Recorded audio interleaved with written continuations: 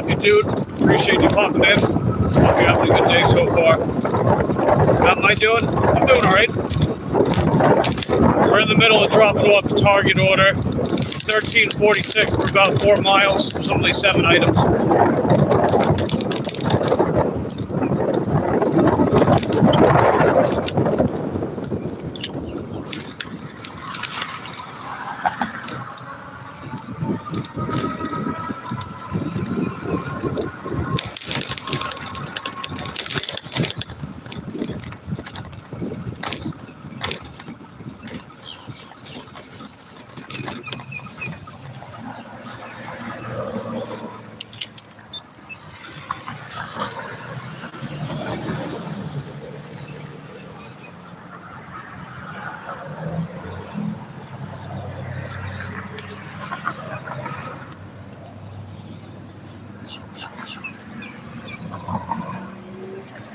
Let's see. Happy Dude says, doing great. Very happy. Have you done anything exciting for today? Well, I'm glad you're happy. I mean, in your namesake, Happy Dude, I would hope that you're happy, right? Well, even if your name's not Happy Dude, but you know what I mean. Anything exciting? Not really. Today was by the numbers, but it was moderately busy earlier. And after I drop this off, we'll be at 63 and change for the day.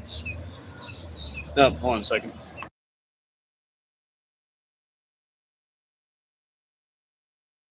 Yeah, pardon me.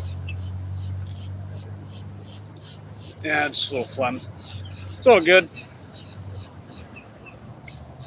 All right, come on, baby. Turn green. Let's go. Let's go drop off this order. Yeah, this order, it was like a lot of coloring books. Oh, what do we got? We got a shipped order? Oh, no, it's not. Target Circle Days starts on March 25th. Get a refresh on the prepaid, blah, blah, blah, whatever. Irrelevant. Who cares?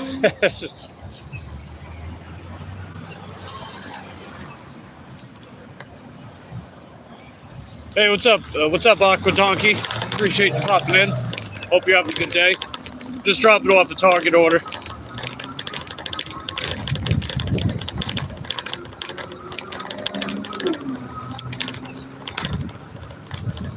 And also trying not to get ran over out here, as one would expect, right?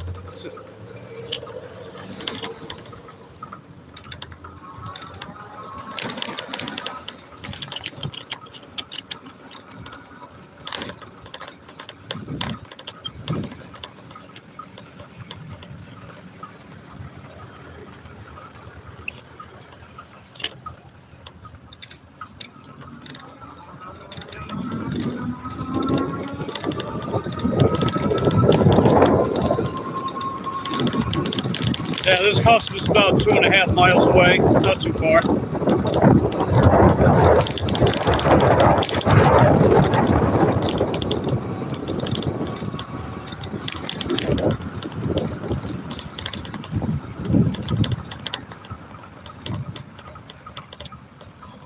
Yeah, I readjusted this back brake. It's got much better stopping power now.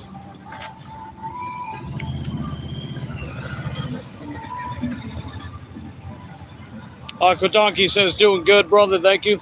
Nice. Glad to hear that. Glad to hear that you're doing good. Okay. So who's going to make a move? All right. Let me go. Cool. Thanks.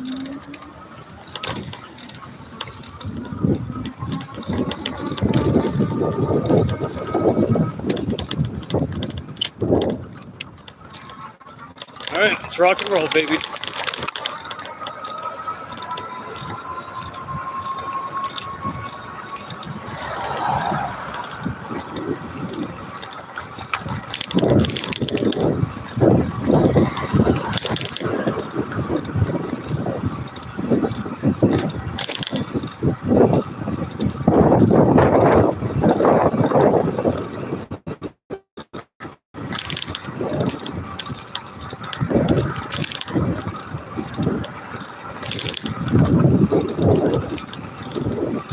today's goal, $100. After we drop this off, will be a little over 63.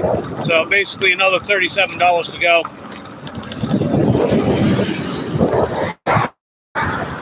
Hey, is that Walter? Hey, Walter, how you doing? Be careful, you're in America after all. Yeah, I'll do my best, Walter.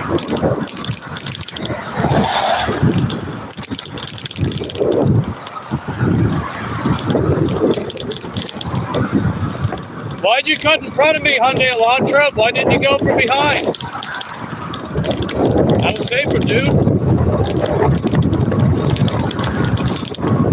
I'll never understand that. Like, it would make zero difference time-wise if you just merge from behind instead of cutting from, instead of rolling ahead of me and cutting from the front. All you're doing is just posing more risk to do the same thing. That makes no sense. I don't know why people don't do that, other than a lack of patience and a lack of care. Oh wait, I just answered my own question. Never mind.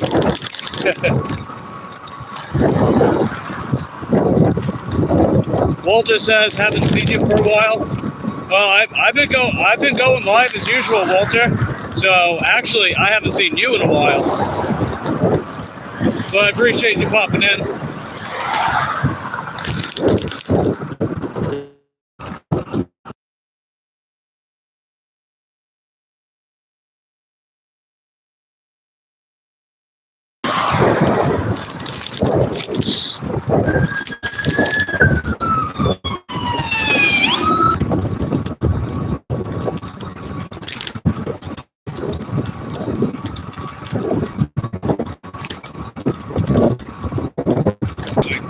Wrap up the construction up here. Finally. It took long enough.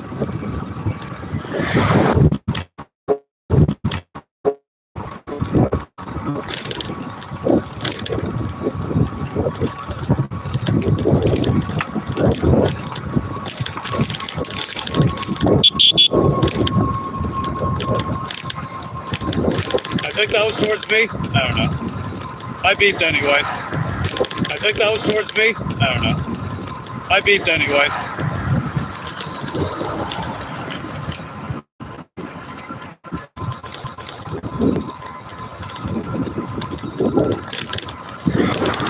Hey Lala, how you doing? Appreciate you popping in, Lala.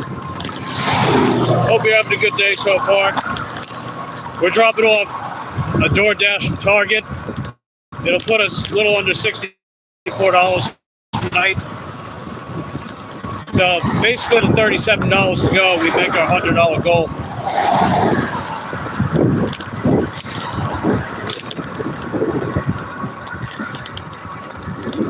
I can't.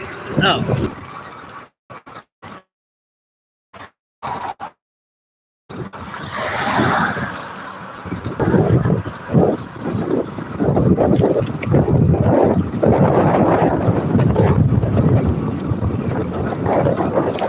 Let's see, Walter says, oh, he ate 2 kilograms of rice?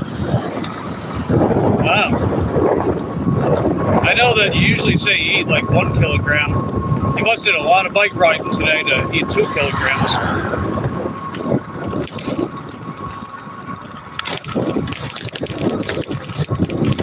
Man, you really like that show, Criminal Minds, don't you? You know, speaking of show, Invincible season 4 came out last week. The first 3 episodes came out last week, and man, it was hype, dude. That was a really, really good premiere for season 4. I think probably the best premiere of the show, actually. Like out of all the seasons, I think season 4's first 3 episodes probably the strongest way to introduce the season in the entire show so far. And that's some big praise, because that first episode of season 1 was amazing, especially the ending. The ending was absolutely incredible. And to me, that's one of the top 5 best episodes in the entire show. Season 1, episode 1.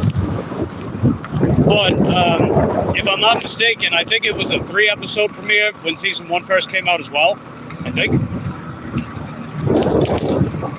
And the other 2 episodes afterwards are not as good. They're not quite as good as season 1, episode 1, in my opinion. Not quite as good, although the second one's very good too.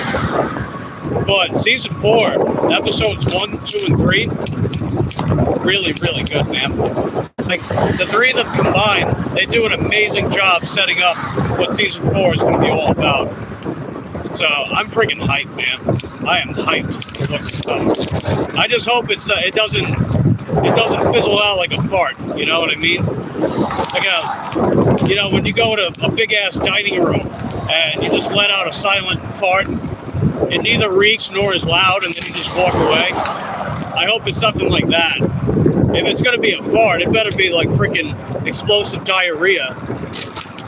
Alright, maybe that's a crude analogy, but I think you get what I mean. But if the rest of the season follows in the footsteps of the first 3 episodes, it's going to be really, really good. Because I feel like the first 2 episodes of season 3 were also really good.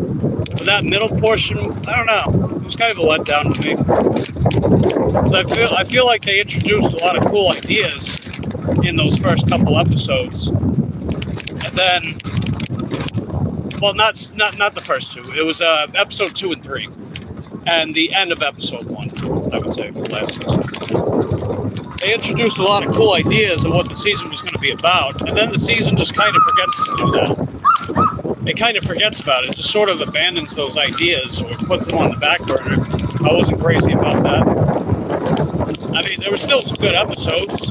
You know, the Powerplex episode was great, and that showdown between Mark and Conquest was obviously really good. Definitely one of the highlights of the entire show, too. But I think season 4 is going to be even better than that. I mean, those first 3 episodes cut right to the chase, and that's what I like to see. I mean, you figure this show is known for having a lot of plot lines going on, and it just comes out swinging with them. It's great. I'm gonna go around. Pardon me. Pardon me, puppy.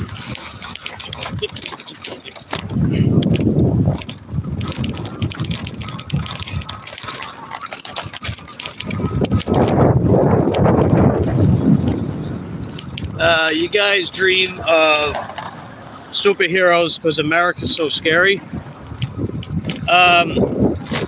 So here's the thing, right? I don't represent people, and I don't need people representing me.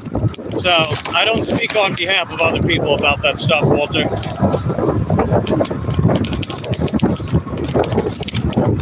At the end of the day, I represent myself, and I speak for myself.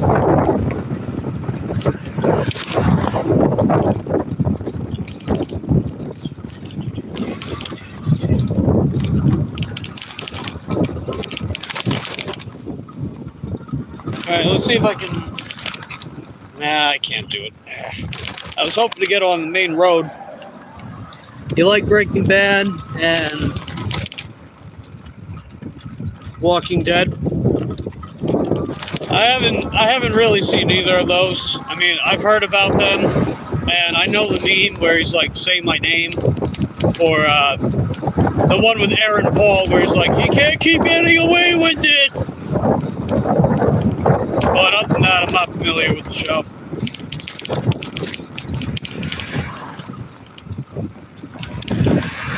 Alright. Now we can burn. Sweet. Walking Dead made me eat more rice. Well, I guess I can see that. That way you don't die and then turn into a zombie or something, I guess. Become mummified, I suppose, if you don't have enough rice. The moral of the story, eat rice or you'll become a zombie.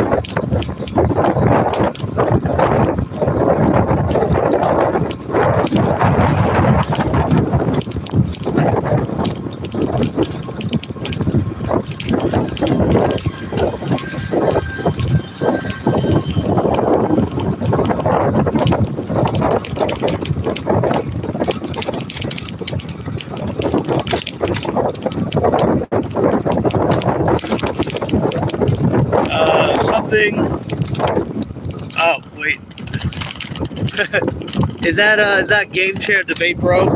Hey, what's up, debate, bro? Appreciate you popping in, bro. How are you doing today, bro? Hope you're having a good day today, bro.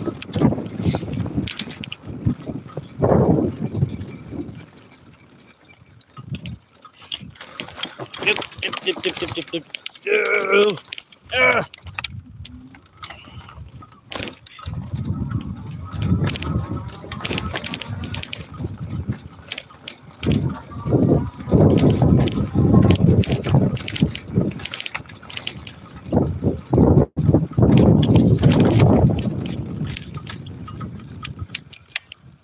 All right, let me go drop this off. I'll be right back.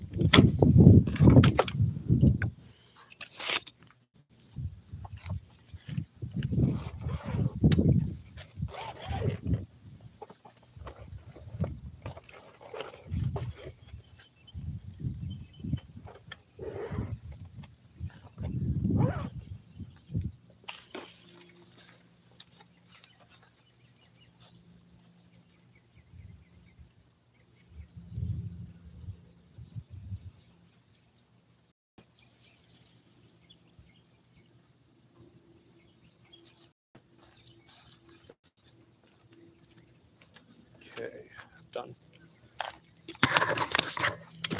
All right, one order done.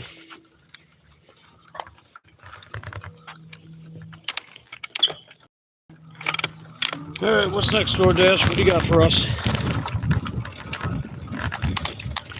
All right, let's see.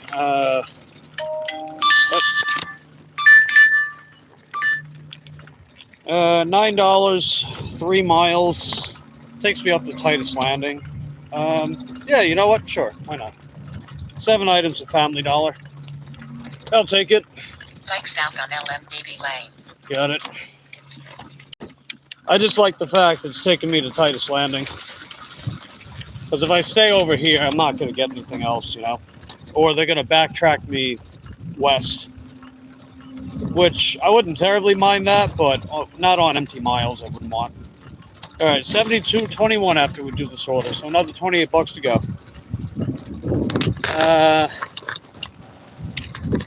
Entity is apparently binding unless it commits you to culling lions.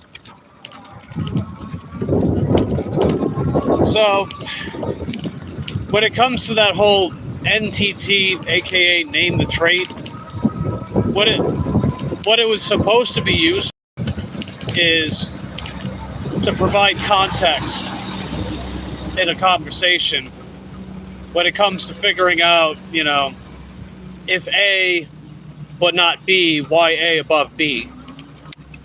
But ever since then, it just turned into this gatekeeping of cognitive consistency, you know, like logical consistency.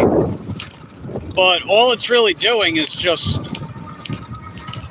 it's not really doing the thing that it was supposed to do. Like, it was supposed to help people think about things differently, but it's turned into this moral grandstanding over logical consistency.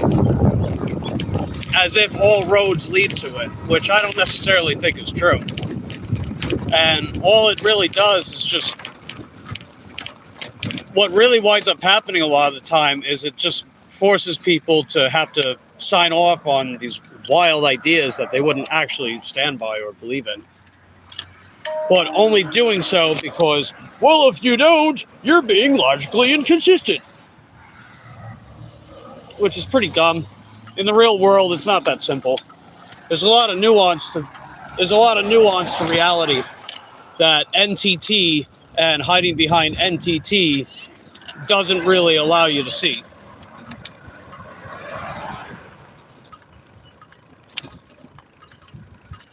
You know, the real world is complicated, and eliminating problems doesn't necessarily lead to the desired outcomes in question.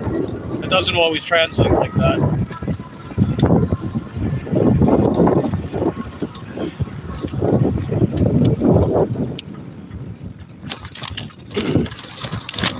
Yeah, I would have loved if they actually moved over instead of just stared at me.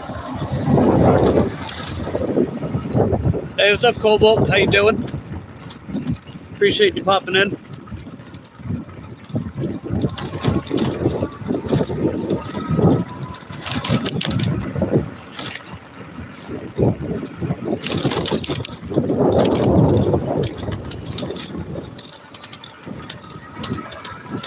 It's going fine, comma, out working right now.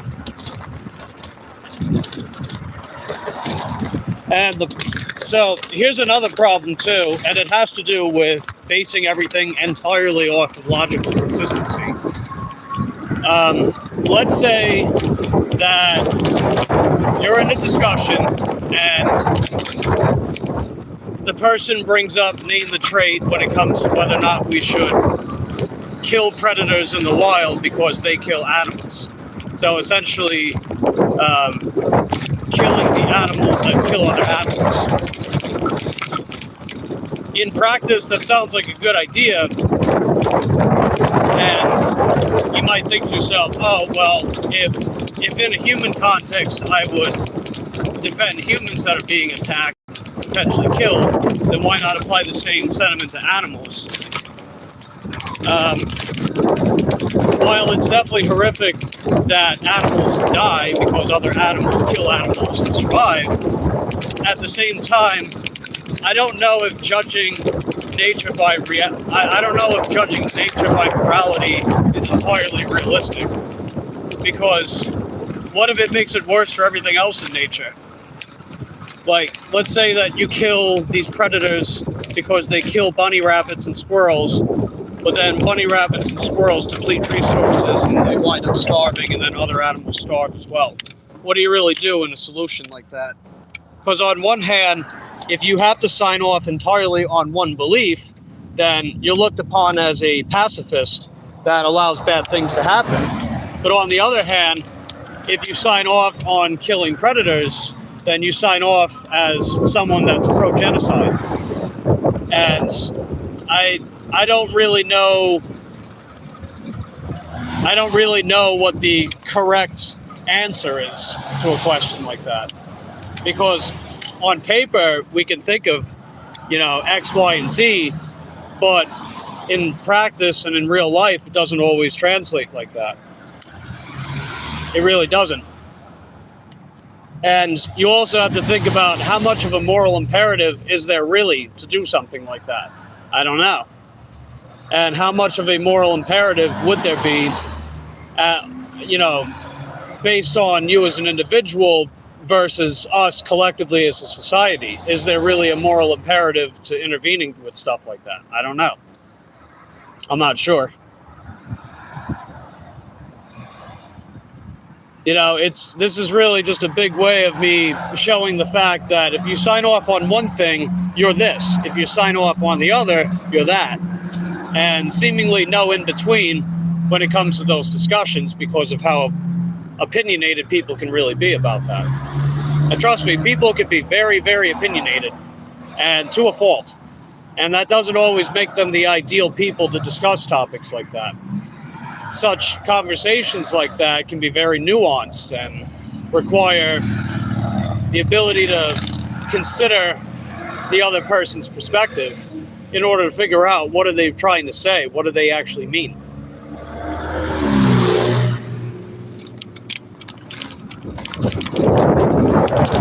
And unfortunately, there's a lot of people that have those discussions, and they seemingly really only do it to make themselves look good to their peers, rather than to actually dissect the subject matter at hand. So they basically use it as a prop to make themselves look good to people.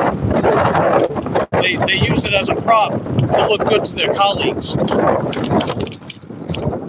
But they don't make that intent known from the start.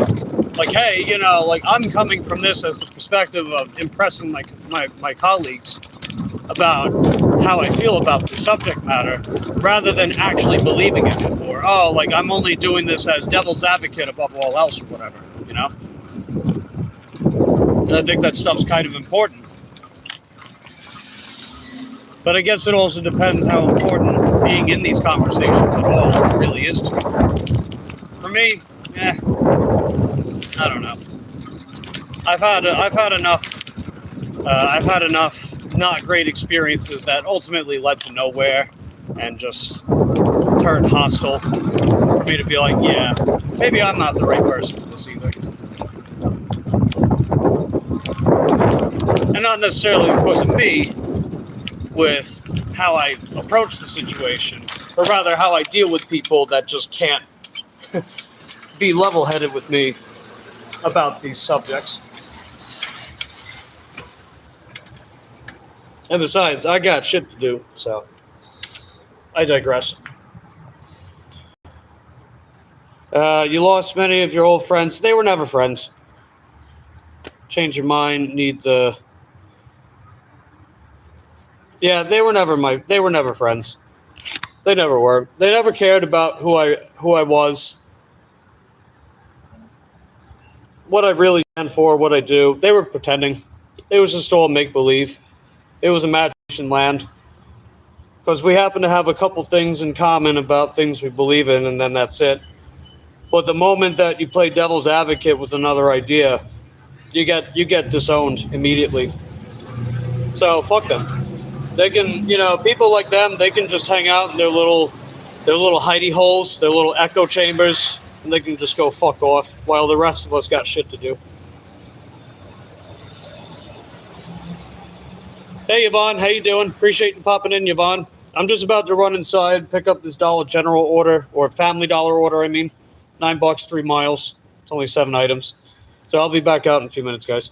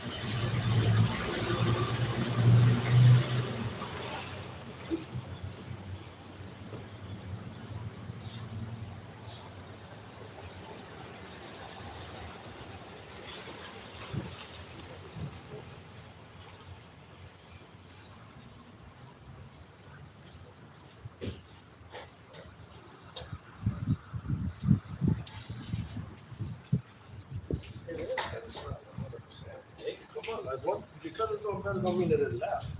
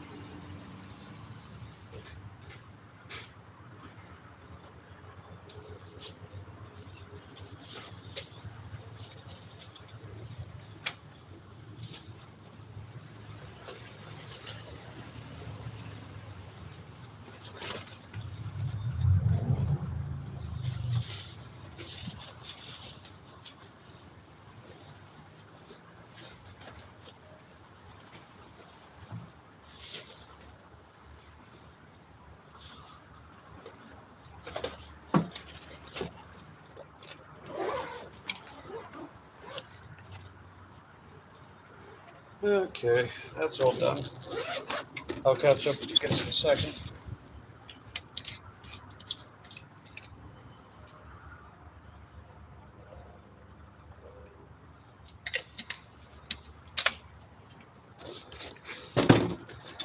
Oh, okay. We'll meet on left outside by the white side door. Oh. Alrighty then. Let's see if they'll actually do that. Hey, what's up, Kevin? How you doing, B? Appreciate everyone popping in. Hope you guys are having a good day so far. We just picked up a Family Dollar order.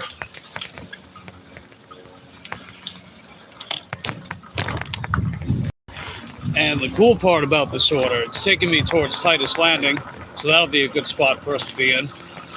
If not Titus Landing itself, then the next area less than a mile away, the Winn-Dixie Plaza.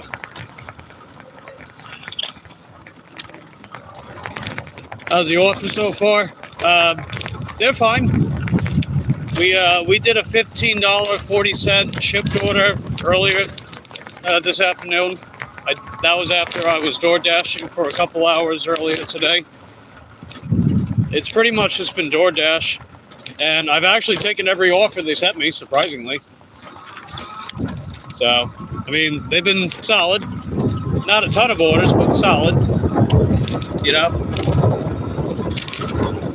So that should make for a relatively solid Monday. I mean, we're going to be at $72 and change after I drop this off, so not too shabby. And we did really good yesterday. We cracked over 200 yesterday. So that was huge. I just want to finish this month off as strong as I can, you know? Because we got some ground to make up for all this money I've lent out. You know, we got some ground to make up for.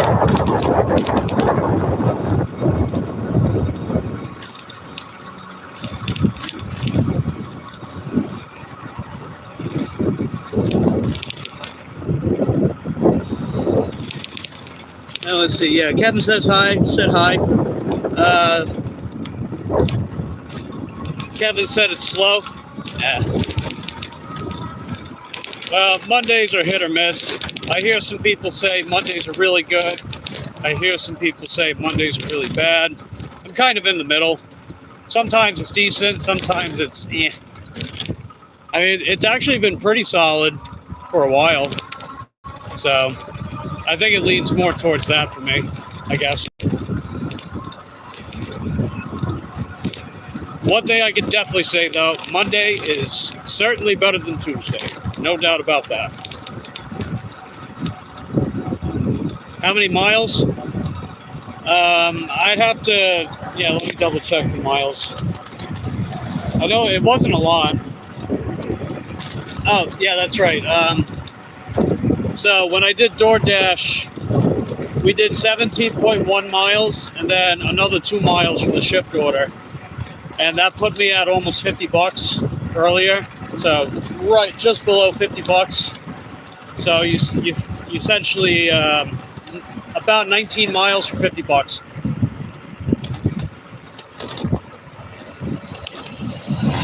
And the miles aren't too bad right now either. We're at 8.2 miles right now. I mean, I always average at least $2 a mile whenever I come out.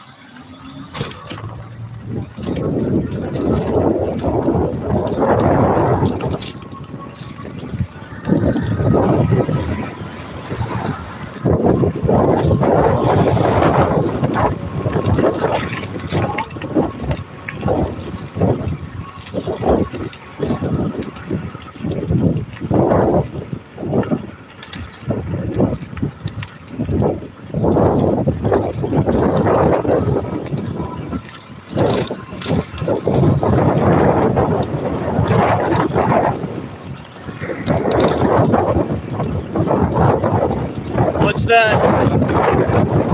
Oh, Just Another Matic Monday. That's the song. Just Another Matic Monday.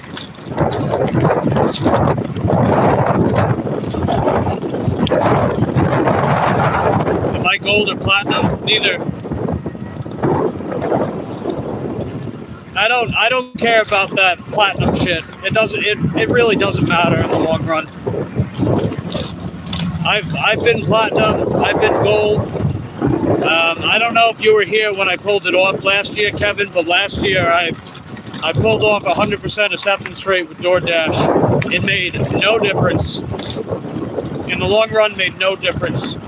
Except I had to be complicit with taking shitty orders.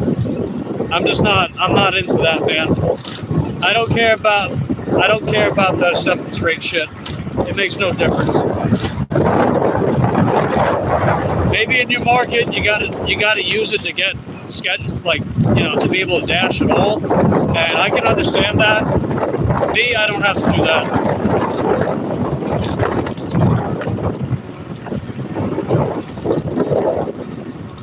Hey, what's up, Wolf? Appreciate you popping in, buddy.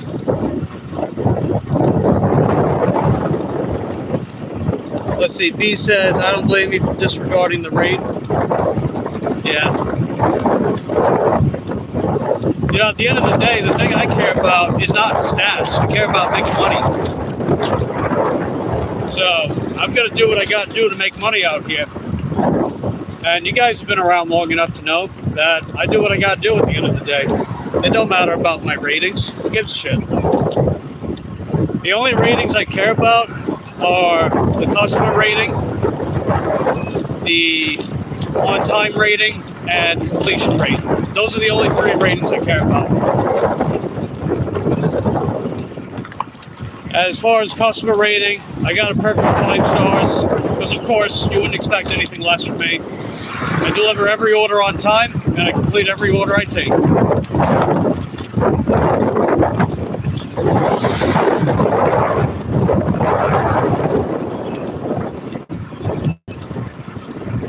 I see Olf's got British short hair in the chat.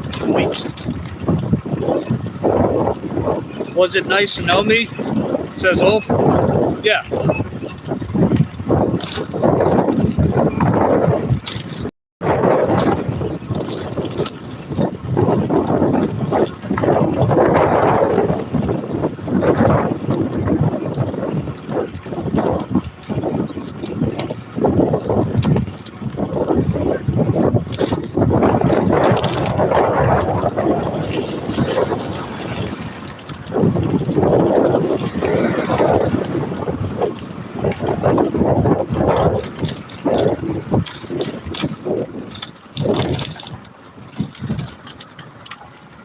I appreciate the donation, Ulf.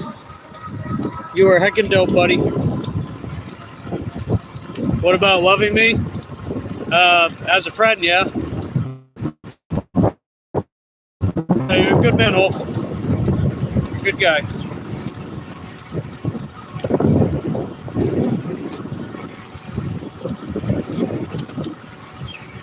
I love all you guys, man. You guys are great.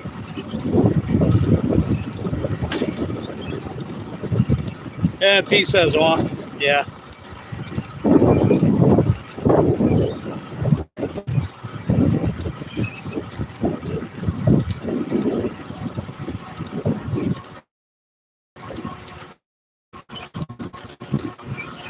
We're almost there. We gotta make a left up ahead, and then it's gonna be on the right. What should I take with my magnesium before bed? Glycerol, seed oils. Well, I'm not an expertise in that stuff. I also don't really know your individual circumstances. I don't know if you struggle to sleep or not. So I couldn't really tell you.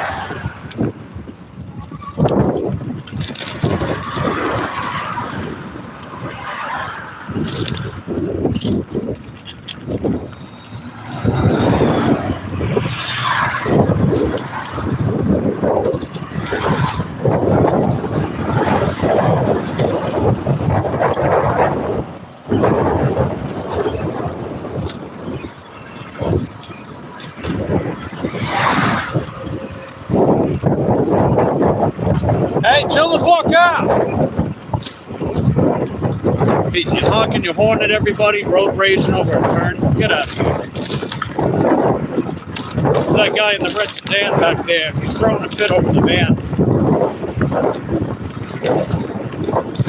It's like technically the van had the right of way to make the turn because he's on that side of the road. The corresponding side of the road is the one that gets right of way when it comes to making a turn.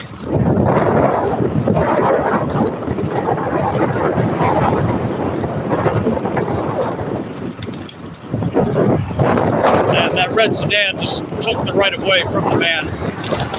That's no bueno.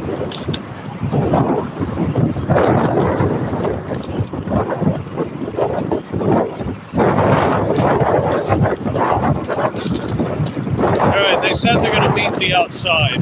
We'll see if that's true. They said the left side.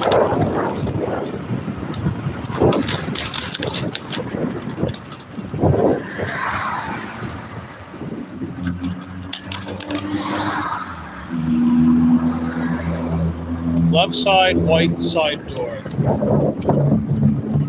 Yeah, so that would have to be over this way. Because their room number is on this side. So it's got to be on this side by process of elimination.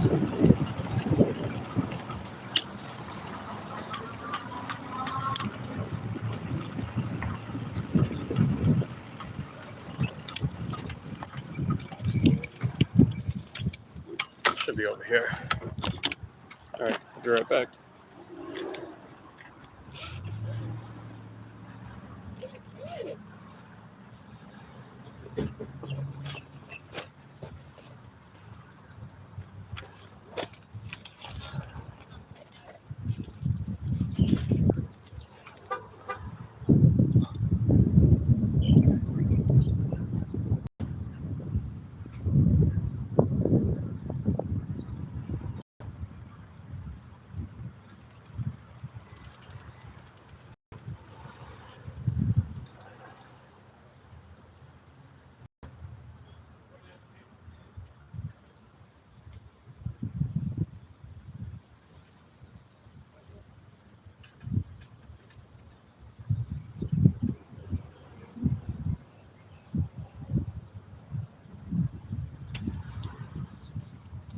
All right, sweet.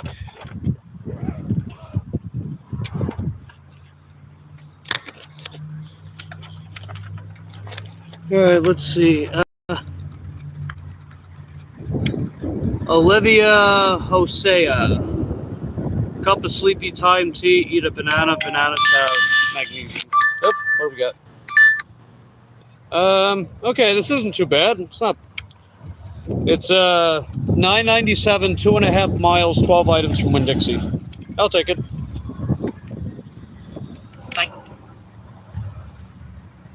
All right, if I add that to the calculator, that puts us at 82.18.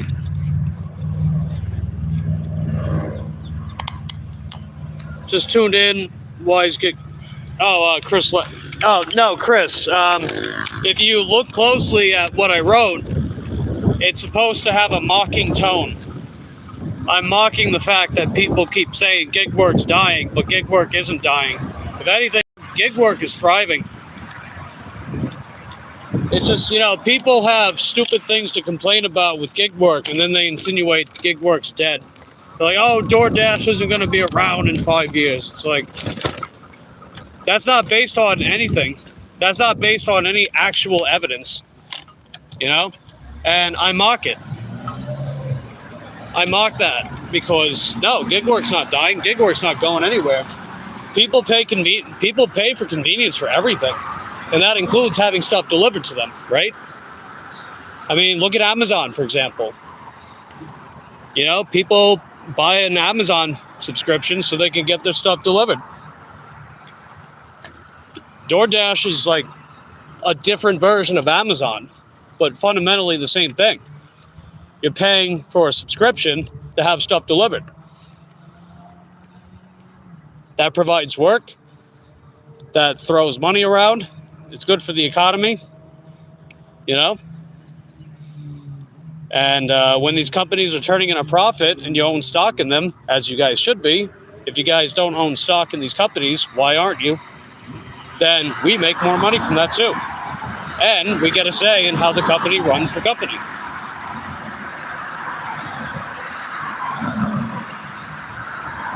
Mike's calves have glycerol. I'll take that as a compliment.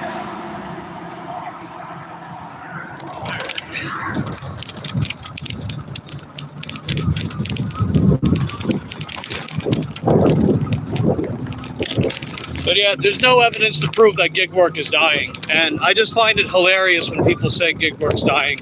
Because that's not based on anything other than feelings.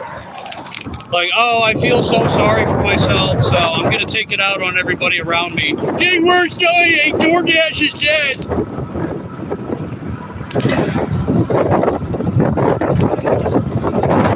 It's like, no, it's not. You might have good days, you might have some not so good days. That doesn't mean gig work is dying. That's been the case throughout the entire existence of gig work. It's like gig work doesn't have that kind of consistency that a W-2 job has, right? Not usually. But that's okay, because you're an independent contractor. It's up to you to figure out how to make the money that you need to make. Otherwise, if that's not up your alley, then you might as well just get a W-2 job, unless you already have one.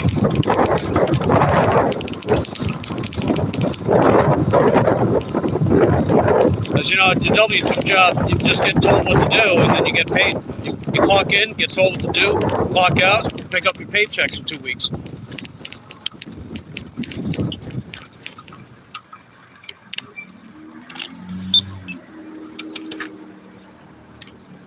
Will seed oils give me something in my bloodstream? Are they scapegoat? I have no idea. I'm not a seed oil aficionado, so I'm not sure about that stuff.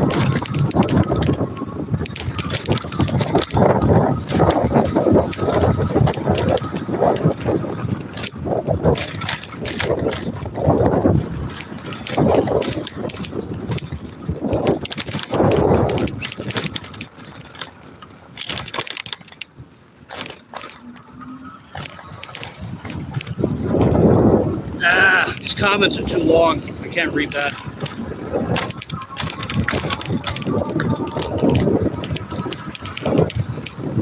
B says, would you consider other gigs such as DJing or mail Santa? No, I haven't considered those. Curious because I know someone who does these gigs, calls it gig work. Well, yeah, it is gig work. You know, you get hired to do a gig. So by definition, it's gig work. Hell, being a paper boy is gig work.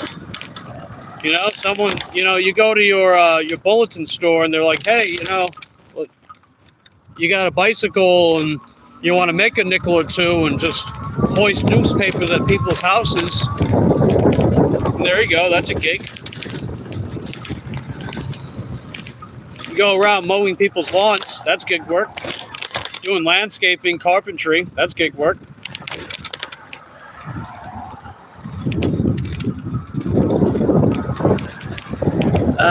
I haven't seen seed oils in Criminal Minds, I think. I'm not sure that show would really go over seed oils. Let's see, B says lots of gigs. Oh, yeah. Hey, chill out. Come on, pickup truck, chill out. What, are you trying to run somebody over? People got fucking attitude, and then they drive with their fucking attitude. I hate that. You gotta wear your heart on your sleeve when you're driving out here, man. Instead of just projecting your anger and your emotional, generational trauma on everyone around you via public menace.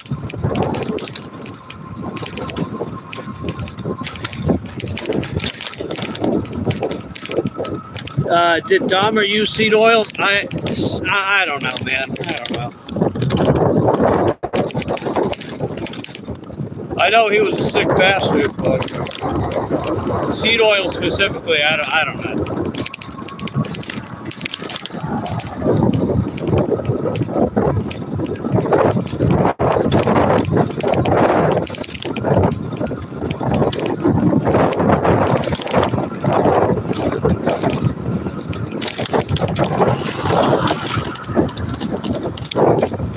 I haven't looked into seed oils, to be honest. I don't use them either. My girlfriend uses canola.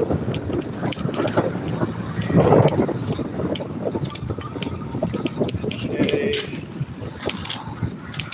I guess I gotta...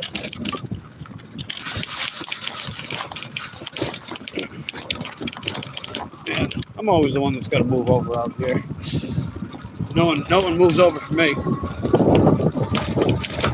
Just saying, no one moves over for me out here. Going this way.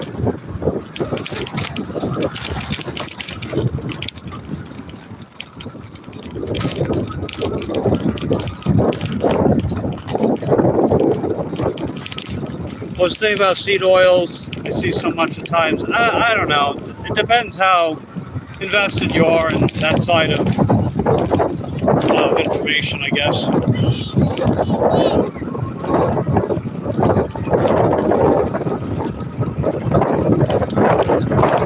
mean, I know seed oils are high in calories, so if you're trying to be calorically conscious, it might not be the best food to have.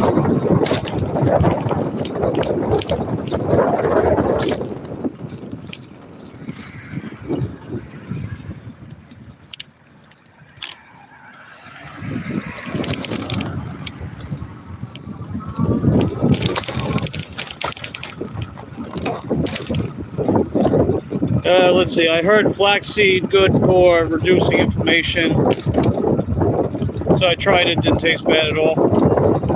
Well, you know, flaxseed's got like a bit of a nutty undertone, I guess. It doesn't have too much flavor, so it's easy to bury it and stuff. And yeah, flaxseed's good for you. I put flaxseed in my oatmeal every day.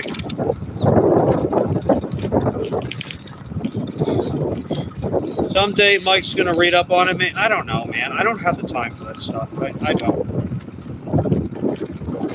don't have the time to just sit down and read articles and articles of seed oils and shit. I really don't, man.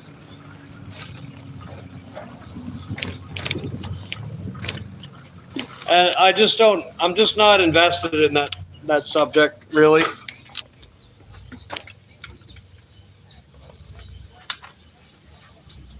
Let's see. Doctor wants me to go on Mediterranean. Involves a lot of oils.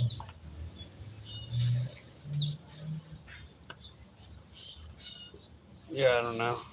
Let me see what this is at.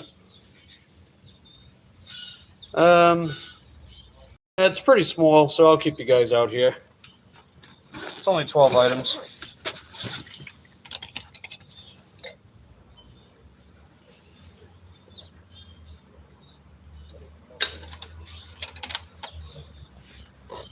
All right, so feel free to chat amongst yourselves. I'll be back out in a few minutes, guys.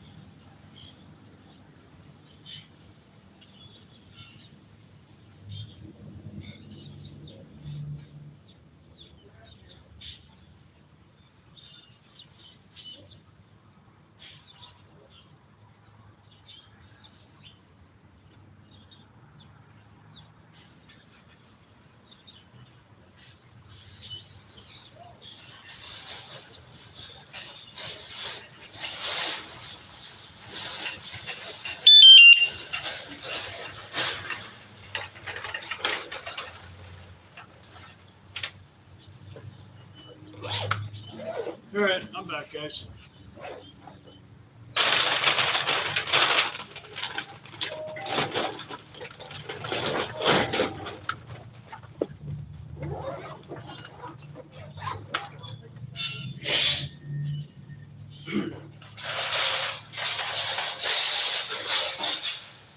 Pardon me.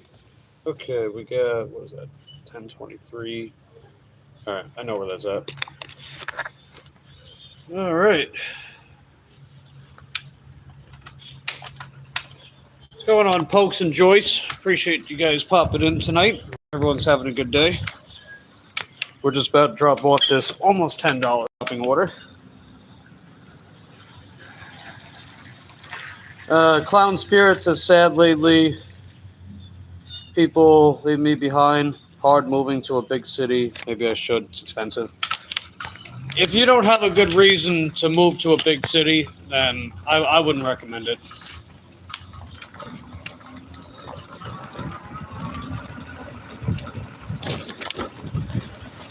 Mike the Munchos dealer.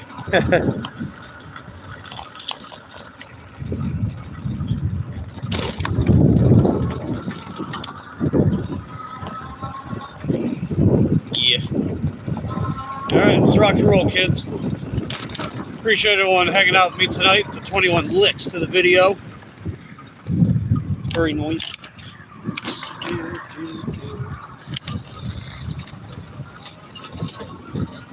Big city life, trying to get it right. Yeah, I mean, you know, I guess if you're like all in with gig work, like wanting to make the theoretical most that you possibly can to max out, I guess. Or if you just have like a really good corporate job, those are probably good reasons to move to a big city. Beyond that, though, I don't know. It might be beyond your means.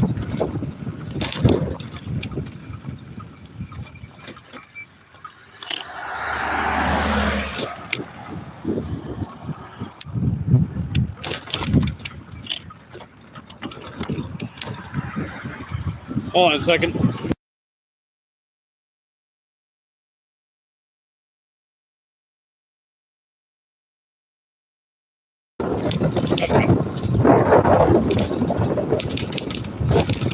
That was a hit, and now I'm crying at nostalgia. Yeah. Well, I look at it this way, you know, I can think fondly about the past, but if I spend too much time thinking about the past, that gives me nothing to look forward to for the future. If I want my future to be good, the only way I'm going to make it good is if I work towards it.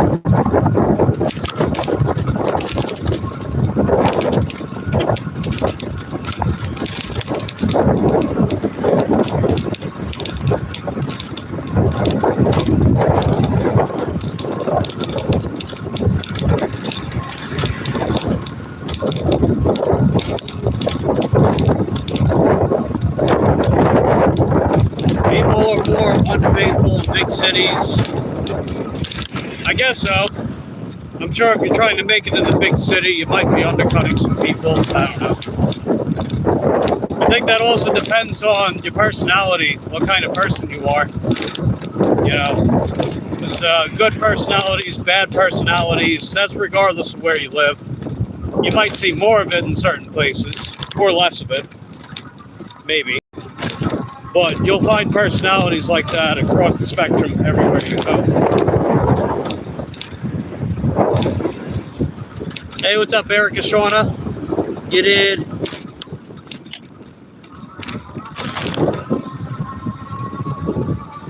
$18 for miles. Bad day. Yeah, that sounds bad. No, I'm kidding. Yeah, Joyce says I agree with you, Mike. Hey, I'm just saying how I feel, you know? Just speaking my mind.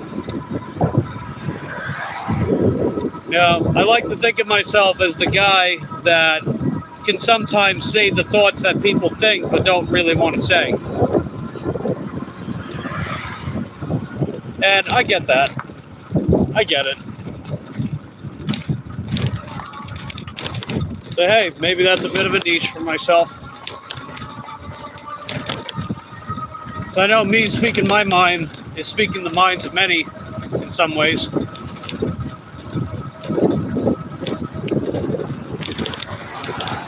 Oh, it was 18 for 2. Oh, that's a bad order. That's really bad. $9 a mile.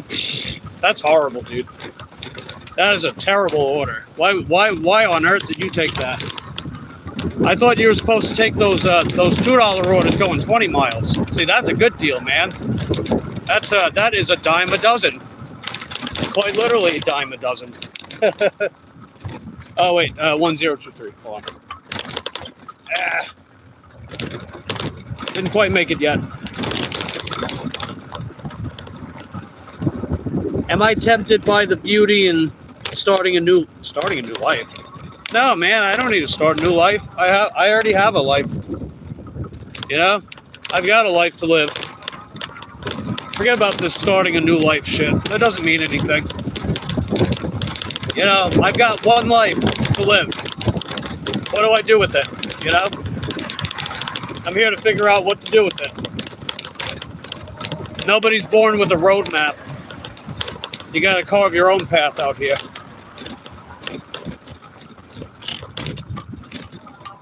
And hey, maybe you got some people that have your best interest that want to join the ride with you.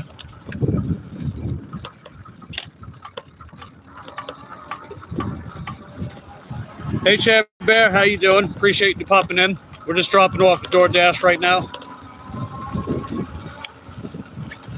It is aha. Found it.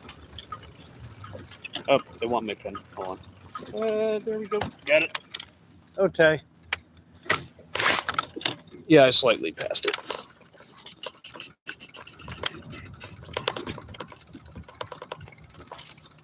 Okay, here we go.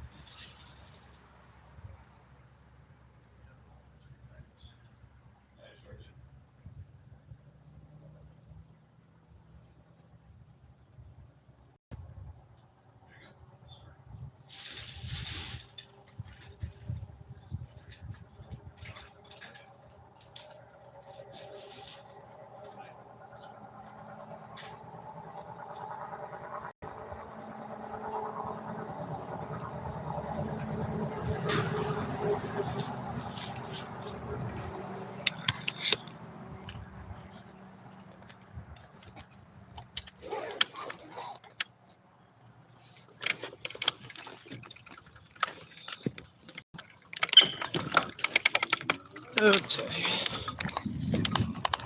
Let's see what you guys are chit-chatting about. What's going on, Cole? How you doing? Appreciate you popping in, Cole. Hope you're having a good night. Sometimes people want a new life in a new place. Well, it's not a new life. It's just new surroundings. You know? This whole thing about, you know, oh, old life, new life. We're still alive. It's one life. I mean, if you want to change your surroundings, if you think that'd be good for you, then move. You know, do what you got to do, man. And if you can't quite do that right now, then figure out how to work towards that. Figure out how to make it happen. I don't have those answers for you because I don't really know your life story or your current situation. But you know, right? New chapter. Yeah, there you go. Life is like a book, right? A book full of chapters.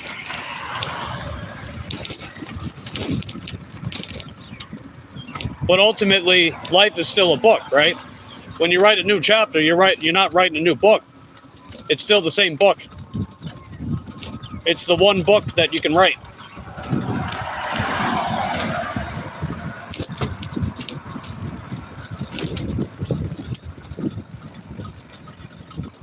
Well, new chapter means someone's crying. Well, it could mean that. It could also mean that you're happy. It could mean that you're sad. It could mean that you're hopeful. It could be anything. Just depends what your main theme is that you want for it. You know, if you are the author of your own book, of your own life, then you're the one that can ultimately decide what the chapters are about.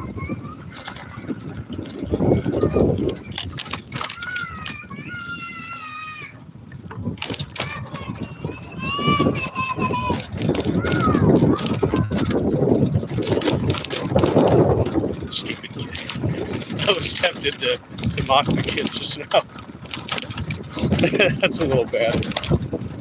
But it wouldn't be out of malice. It would just be out of fun. Should I break up and move? Break up? What do you mean? Are you in a relationship with someone? Are you not happy with them?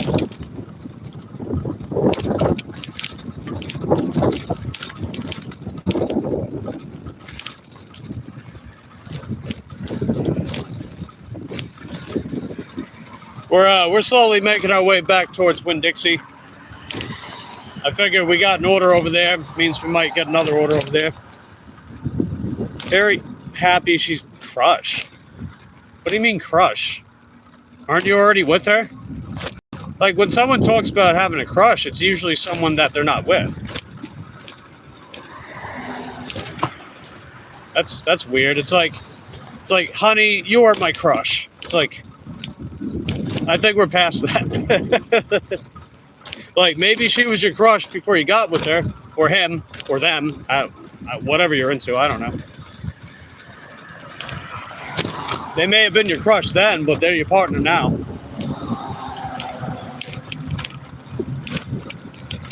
It's very serious, but I need new friends and a new job. Well, have them move with you. I don't know. Maybe they can get a transfer for their job if they work. Or if they don't work, then even better. Just have them move in with you, and they could find work wherever you live at. Maybe. I don't know. And here's the thing, right? Is that sometimes she can't move. Well,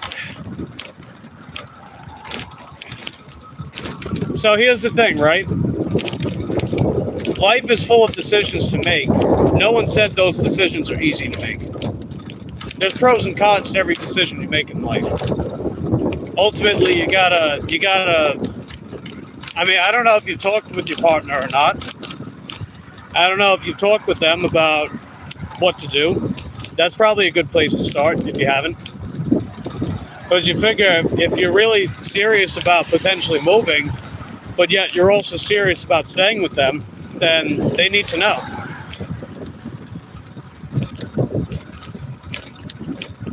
And who knows, like maybe it could be a temporary thing. Maybe you just find somewhere to move for a while. And even though you might not be able to see them very much, maybe just make the most of the time that you can with them whenever you do get to visit in town, if you wind up moving.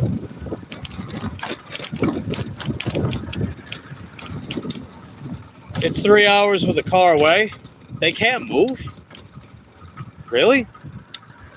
It's only 3 hours. See, I was thinking like, you're talking about like a different country or some stuff like that.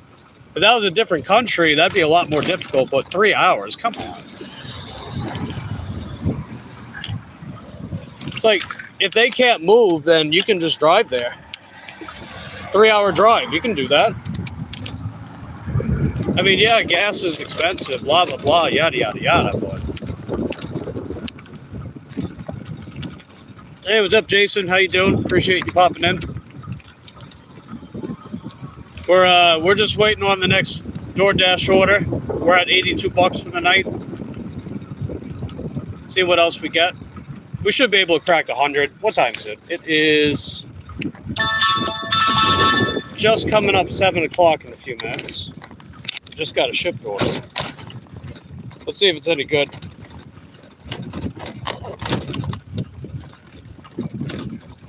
No, it's not. 6.3 miles. I don't see a tip. It's only 3 items. They're probably not tipping.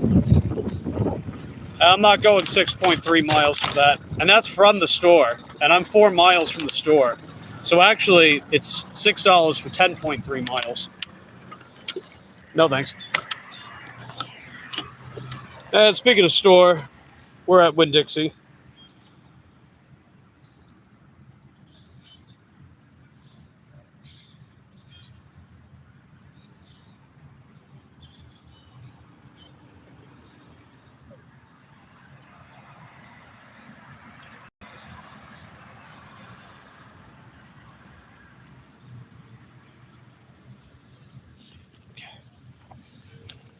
Stay hydrated.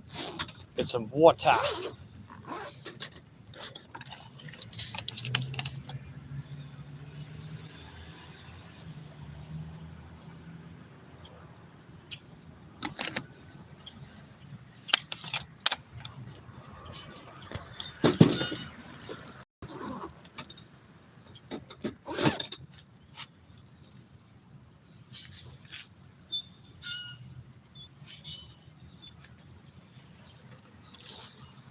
Dude, 3 hours is far, yeah, but it could be a lot further. Again, just talk to your partner, man. See what they think. They'll probably tell you what I said. They'll probably tell you the same thing. They'll be like, hey, 3 hours is far, but, it's doable. If you got to move 3 hours away, then so be it. Do they have a car? Maybe they can visit you. Maybe, I don't know, it could be something like that. She can't do it. Well, if she can't do it, then if you wind up moving, you're going to have to do it. So I'm not telling you what to do. That's up to you. And don't just say, I'll think harder. Talk to them. See what they say. See how they feel. Because you figure relationship, it takes two. If it's, two-person relationship, right? It takes two to come up with decisions like that. So you talk to them about what you're thinking, how you're feeling. And I'm willing to bet they'll be on board. I'm willing to bet they will be on board with you. I don't know, he, she, they, them. I bet they'll be on board with you. They'll probably tell you something similar to what I'm saying. But to break up with somebody over a 3-hour drive, don't do that. I hope you weren't serious about that. What do we got? 5.5, about 2 miles. I wish that was a little better, but I'll take it. It's only one item from Winn-Dixie. She cried and got, ooh, ouch. Oh, okay. I'm picking up a curbside from Walgreens. That's what that is. Huh. Okay. Simple enough. We got to swing over to Walgreens. Then Cole says, I feel you, cuh. Smells. Also very angsty. Well, that's a whole can of worms I'm not sure how to tackle with you guys. All I know is that angst doesn't really steer the conversation too well.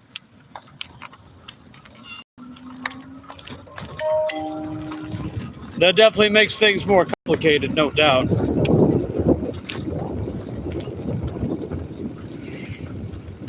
I don't know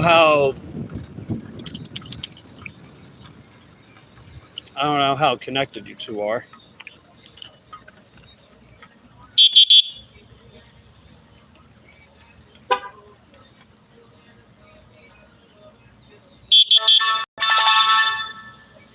What are we doing up here? Hey, if I go around you?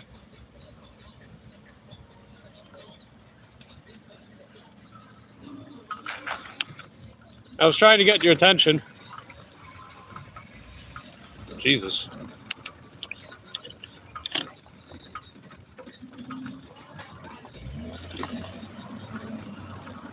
Yeah, if you gotta do stuff like that, just pull over next time.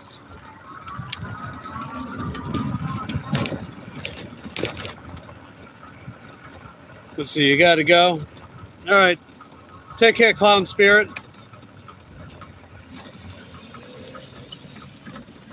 Yeah, I don't know. Maybe you and your partner can approach that conversation again when there's less angst. I'm not sure. But yeah, trying to talk about serious stuff with angst doesn't work out too well.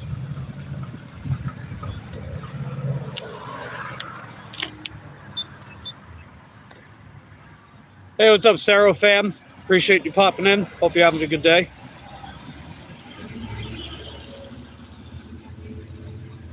Cole says, hen freaking whoa, Mikey, man. Yeah, what's up, Cole?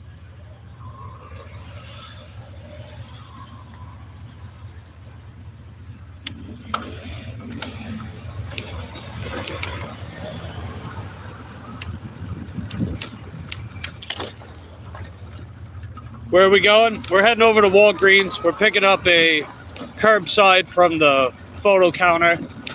$5.50 for 2 miles. Hold on a second.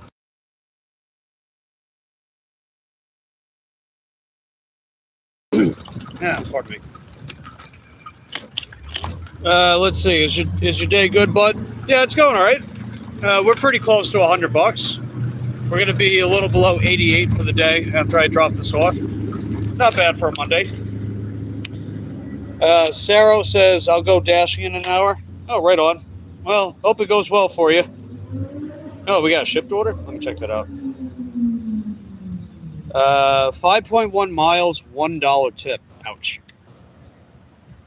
Oh, I know who this is.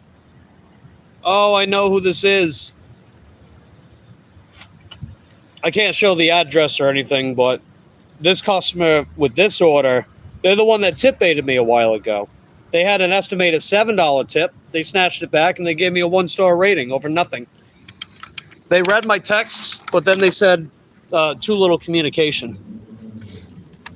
Bastards. Anyway, I'll be right back. Let me just go run it.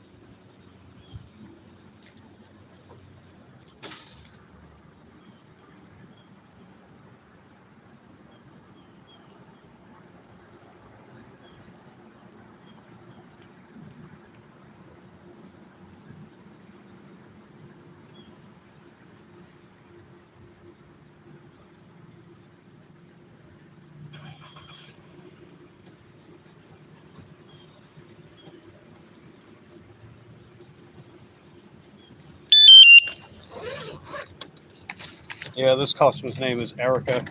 We're delivering to Erica Shauna forever. Okay, I know where this is at. Let's see. Sarah says, corntastic, popping off DoorDash. Yeah. Joy says, making dinner, watching Mike the Bike. Hey, it sounds like a good time. Sounds like a heckin' blast. I appreciate you guys taking time out of your days and watching ye old Mike the Bike Dash doing his thing.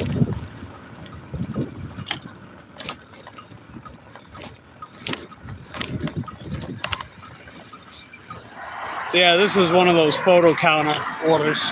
So there's no tip, but it has higher base pay. So that whole $5.50 of base, that whole $5.50 for the order is base pay, which is cool. I don't mind. Hey, maybe we'll get a cash tip. We'll see. You never know. I got a cash tip the other day, and the customer already had a tip in the app. Zero said, just had dinner. Nice. Yeah, I had dinner a few hours ago. I usually eat about an hour before I head out for work.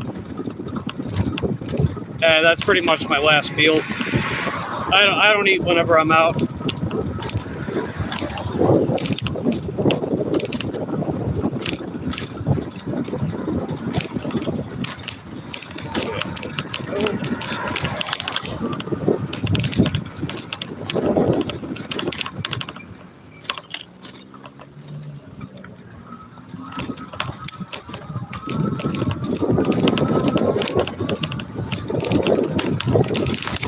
Which side of the road is this going to be on? It's going to be on the left, but we still got a ways to go. I mean, it's not crazy far.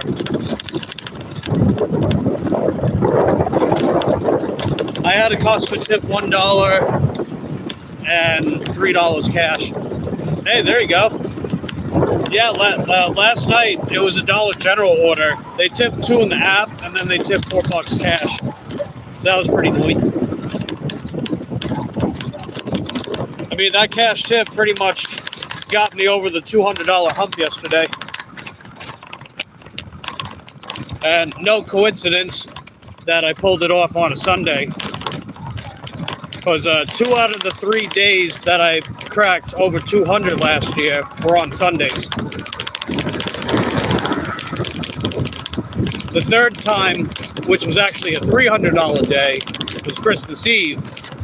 And then the last time this year, or the first time this year, was Valentine's Day at 246. And then yesterday we did 203.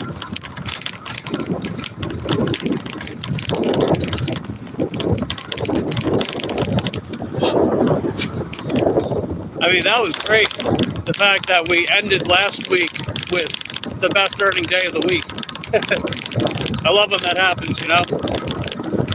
Hey, what's up, Plain? How you doing? Appreciate you popping in, Plain. How am I doing? I'm doing all right. We're dropping off a DoorDash from Walgreens, $5.50, 2 miles. It's one of those package deliveries from the photo counter. That'll put us a little below 88 for the night. So we're pretty close to 100. We still got a couple hours, so that's cool. All in one app? Oh, no. The one time Christmas Eve, the only app that I used on Christmas Eve was Shipt. And that was the $315 day. Other than that, it's usually me multi-apping between Shipt, DoorDash, sometimes the other apps too, like Uber Eats, Grubhub.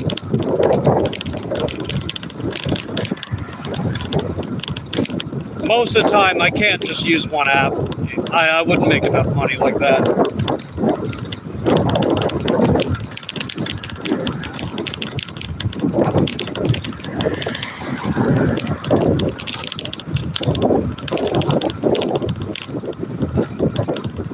But see, Plain says, that's good. I'm good, just eating. Nice. Very nice.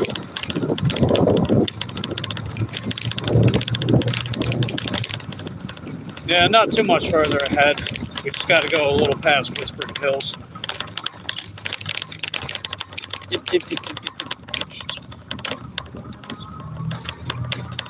still keeps us relatively close to this hotspot area that we're at.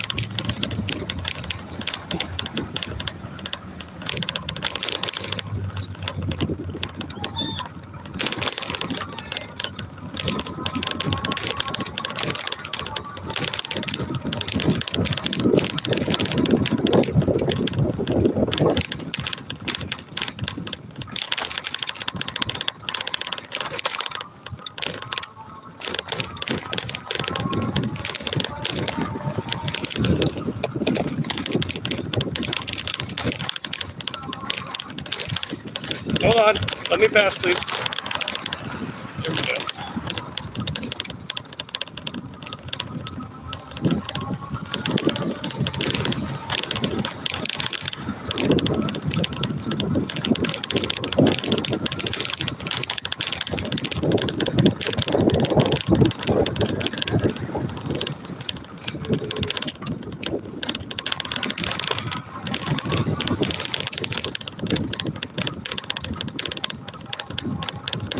All right, Whispering Hills up here. So we're getting close. Oh yeah, just before South Street. Got it. Yeah, I know where that's at.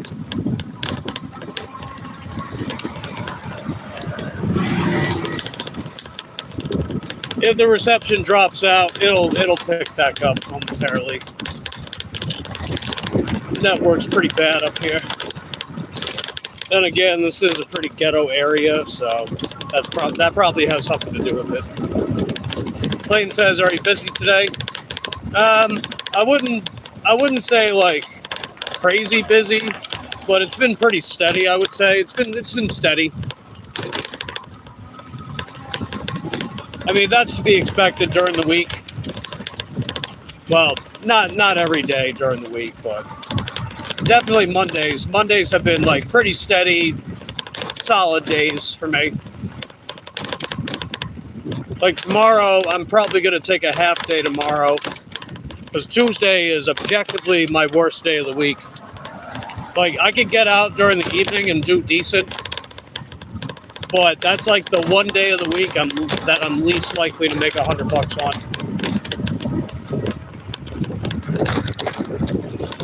Thursday is not much to write home about either.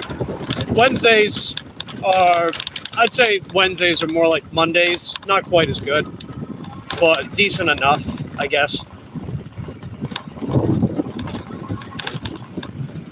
And then the weekends, well, I mean, we all know the weekends, so.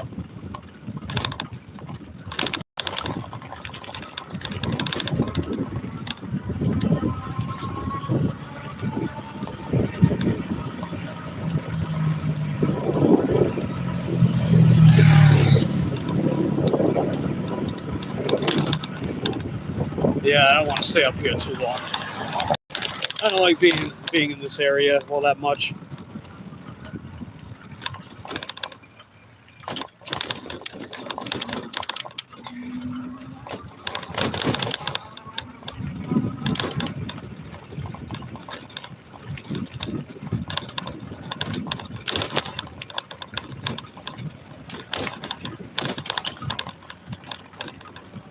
Okay, 728.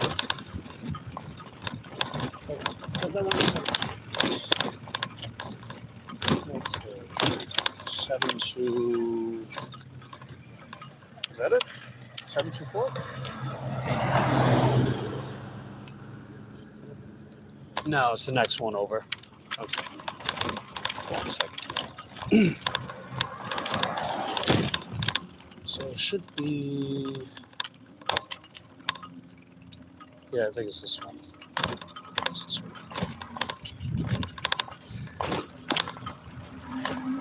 Got it. All right, I'll be right back.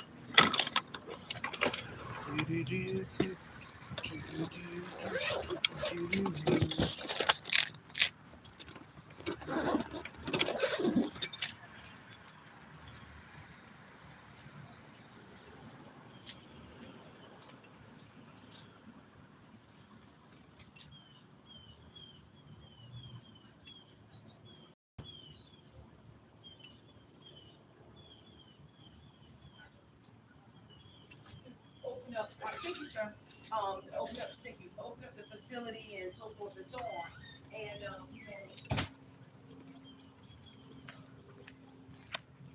Alrighty. Oh, there was a tip. Hey, check that out. That's cool. There actually was a tip for this order. Surprised.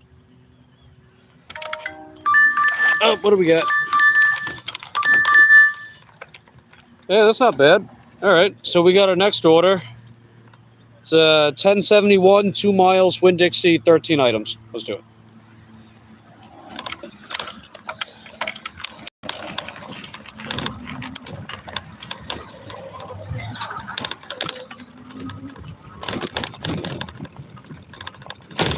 All right, let me add that to lay calculator.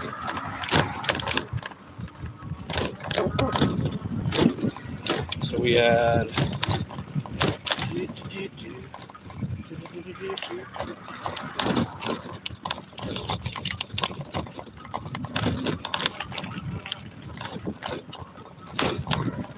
$5.5, $10.97. All right, that puts us at 98.65. We're almost to 100, guys. We're almost to 100. We are pretty much just like we're striking distance from $100.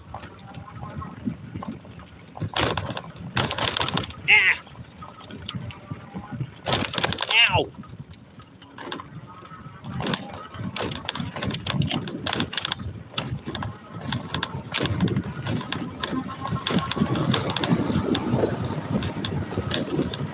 Hey, it's an undercover police officer.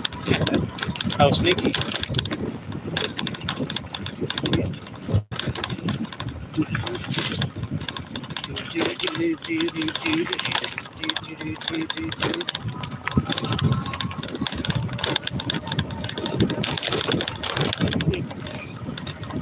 Let's make sure my stream is still good. Can't tell. Okay, cool. All right, cool beans. Hey, how's it going, Yvonne? Appreciate you popping in. Hope you're having a good day, Yvonne. We got a DoorDash from Winn-Dixie just now. It's going to put us just shy of $100. So we're pulling off our $100 goal again. Just heckin' dope. Minor setback from last week. We're definitely back on track, baby.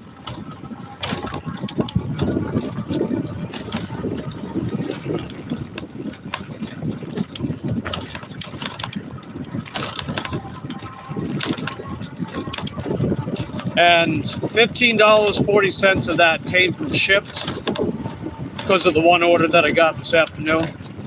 Everything else has been DoorDash. I've actually only just kept DoorDash on other than shipped. Because I'm on a hunch. I'm on a hunch about how many of these apps I have on at once. And whether or not it's helping me to have a bunch of apps on at once or to just keep it to like one or two primary apps. I'm on a hunch about it. Because I know that Uber Eats in particular, they use a lot of RAM on your phone. Like Uber Eats in particular uses a lot of RAM. They definitely chew away at the CPU whenever you're running it on your phone, you know? So my thought process is that if Uber Eats is just going to keep sending me terrible stuff and make it harder for me to get DoorDash orders, then maybe it's best I keep Uber Eats off most of the time. I mean, they've dropped off pretty hard in general anyway. They just keep sending me terrible trip radars. At this rate, it's like, why even bother putting it on, you know? And then Grubhub, I mean, Grubhub is mostly a non-factor, but at least the Grubhub app doesn't use up the CPU on the phone as much. They're definitely not as bad as Uber Eats, so I might keep Grubhub as a background app, maybe. But I'm going to keep Uber Eats off for right now, as long as DoorDash keeps sending me stuff. And Shipt runs in the background, so they don't really do much. You know, it's pretty much I just close the app, keep myself on the schedule, and if they send me offers, great. If not, whatever. Yvonne says, look at that sunset. Yeah, pretty nice. Pretty nice indeed.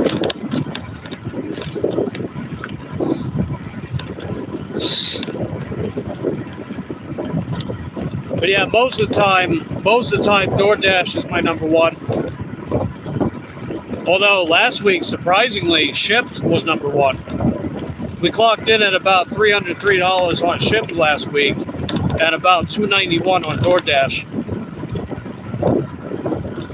So Shipt actually took first place. I found that pretty enlightening. I think a lot of that came down to that $64 order that I got yesterday.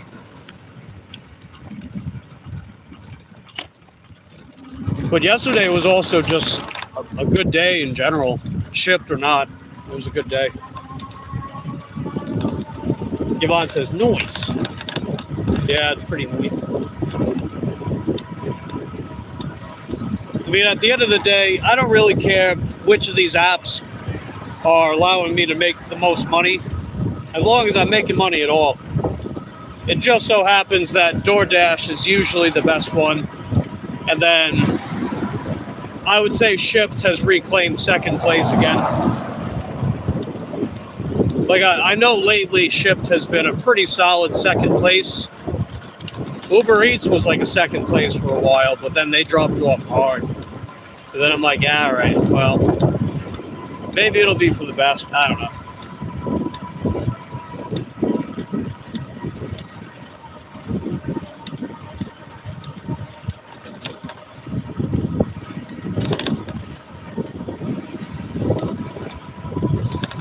What do we got? All right, so we got bananas. We got, it looks like they're making tacos. Yeah, it looks like they're making tacos tonight. That's cool. They're probably prepping for Taco Tuesday.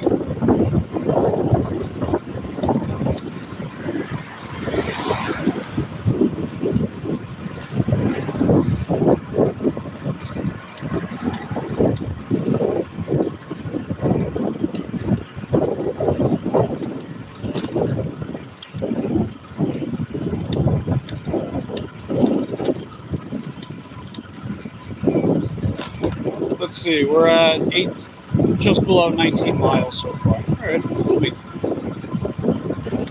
So we're doing pretty good with the miles as per usual. Yeah, we didn't even. Queen says them. What does that mean? Like, I've seen Hero. He comes in here saying them. What does that mean? I don't know what that means. Is that like a way of saying hi? Is that an acronym? THEM, is that an acronym for something? I don't know what that means. I think I gotta look this up. What does it mean to say them in a chat?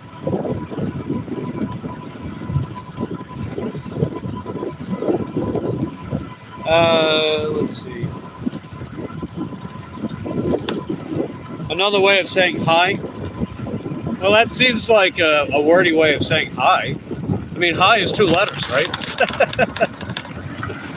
But anyway, what's going on, Queen? How you doing? Appreciate you popping in, Queen. Hope you're having a good day. We're closing in on $100 after we get this order. We'll just be $1.35 short.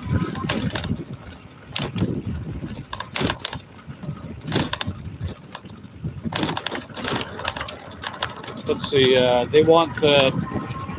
Man, why do these customers keep asking for organic bananas? They never have organic bananas. They're always asking for organic, but this Winn-Dixie never has organic. They always have the regular, and then sometimes they get the mini bananas. I was contemplating getting the mini bananas for myself. I like those. Hey, what's up, Chef Roast? How you doing? Appreciate you popping in. Hope you're having a good day, Chef Roast. We're about to run into Winn-Dixie, knock out a relatively small shopping order. I think I'll take you guys inside. I'll put you guys on the cup holder.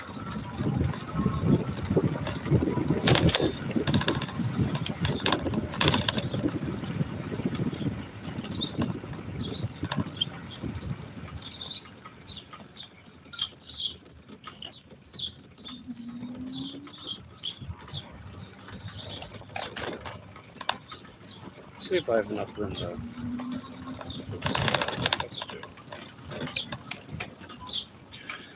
Pardon me.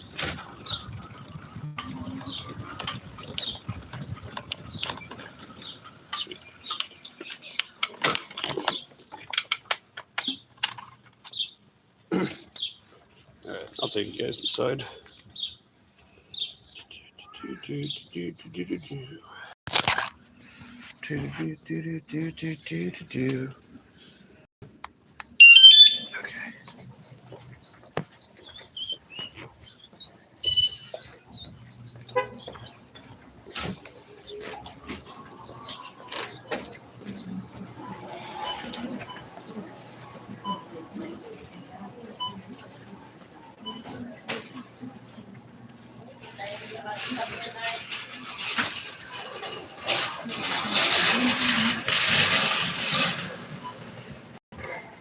Put you guys right here. Nice.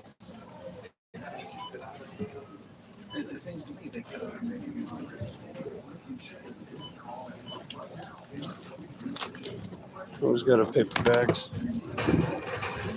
You only need one.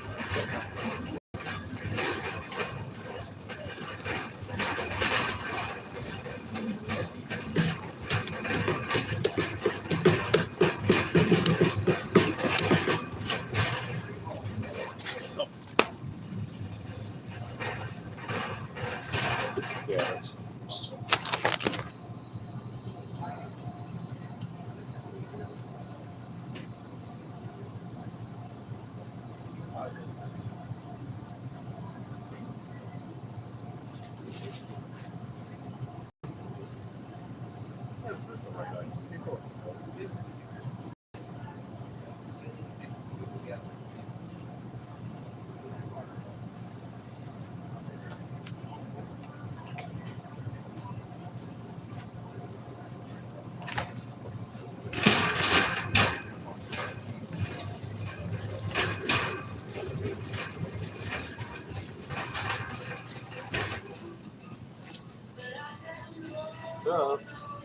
Oh, no. Copyright, you're not the one for me.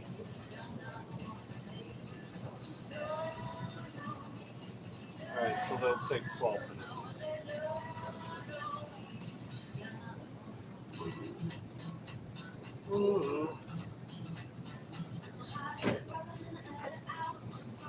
Okay.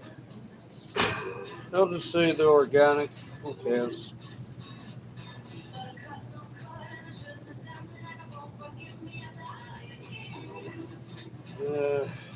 I wouldn't say they're right. Yeah, they're not quite right.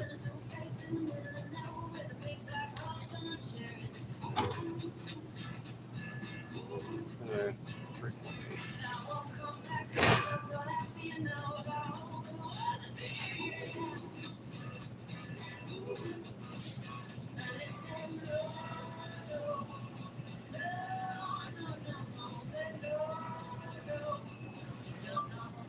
They also don't have organic bananas, comma. They pretty much never have organic bananas at the store, comma. So I went with regular bananas. Period. They don't have anything more ripe than these as well. All right. Just let the customer know about the bananas. They wanted ripe bananas. They don't have ripe bananas.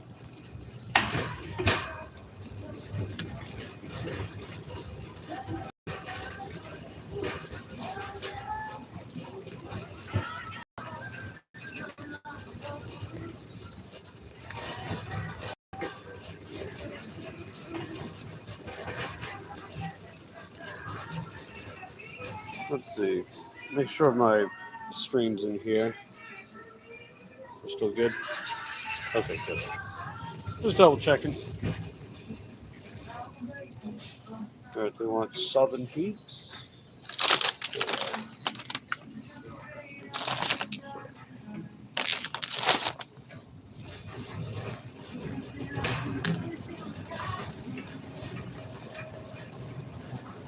They want 2.5 pounds of ground beef.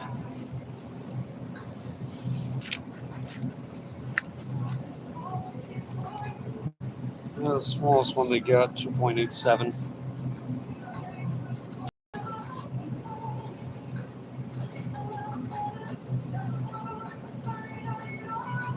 Joy says yum lays. Yeah. You know, I'm not super crazy about lays. I like the salt and vinegar ones though. Those are good.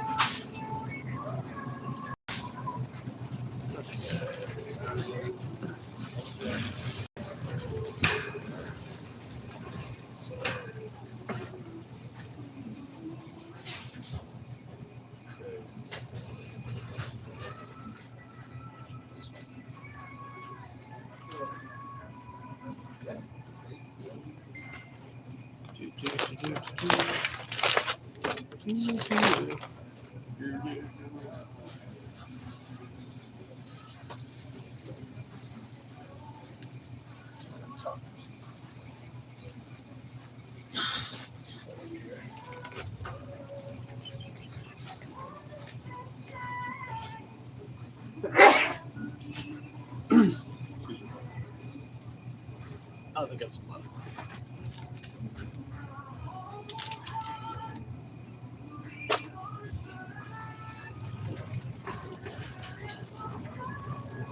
Let's see. Joy says hello to Chef Roast.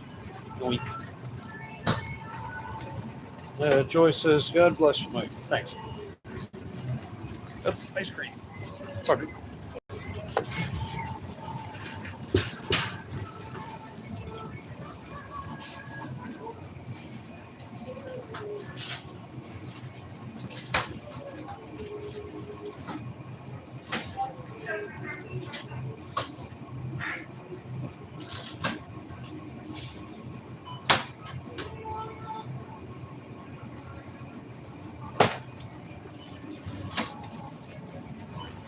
All right, just got to get some cheese and a bottle of soda. Yeah, they definitely got Taco Tuesday going on tonight. I can fit all this in one bag as well.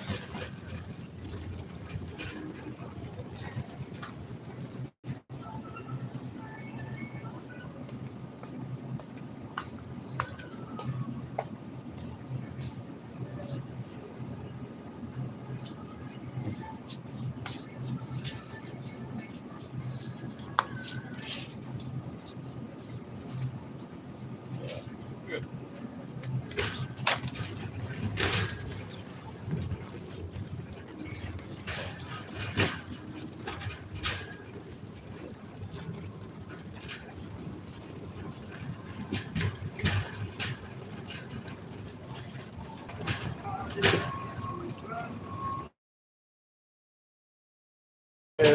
Cherry float.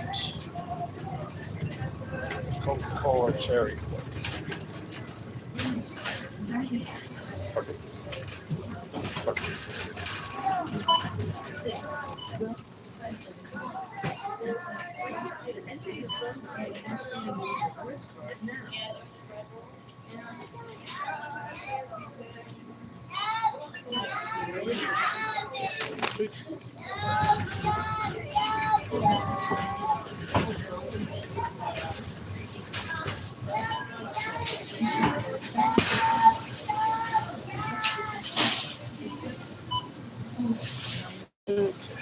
Where's mine now?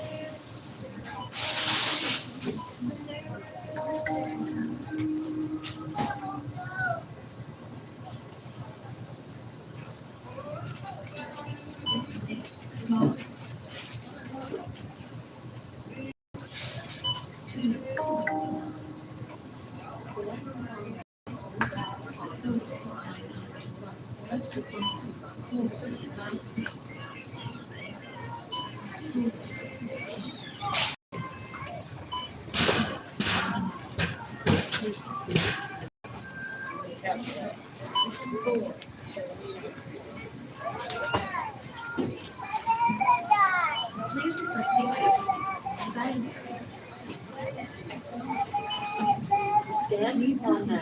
Insert coupon into slot with a blinking light. Touch the continue button if finished. 13, 11, enter the main Okay, for so shopping at Winn-Dixie. have all the icing on the top, and then you're not eat all the icing. Welcome. Enter your phone number or scan your WoRk account in the section. Please place your bag in the bagging area. Then press the button to continue. 6.99. 6.99. Place your item in the bagging area. Credit 1. Credit 4.49. Credit 50 cents. Place your item in the bagging area. 49. Credit 50 cents. 4.99. 20. Enter phone number. Credit 1. 14. Reward the item. Move your item to the bag. 2. Place your item in the bagging area. Follow the instructions on the pin pad. 49. Credit. Oh, I just got mine. Oh,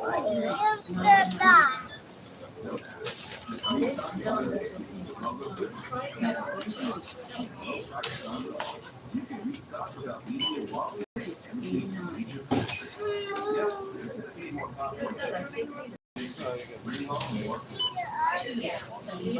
Finish and scan.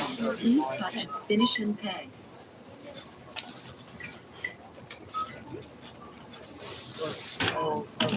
Please remember to take your and check the coupon picture for any touch the item made or shipping. Thank you for shopping at Winn-Dixie. Someone will help you soon. No, the customer wanted to. Please remember to take your receipt and check the coupon picture for any coupons which may be available. Select item to go. Shopping at Winn-Dixie. $2.57. Void successful. Please remove all bagged items. 49. Credit 50 cents. 3. 49. Please remove all items. 6 cents. Welcome. Place your item to the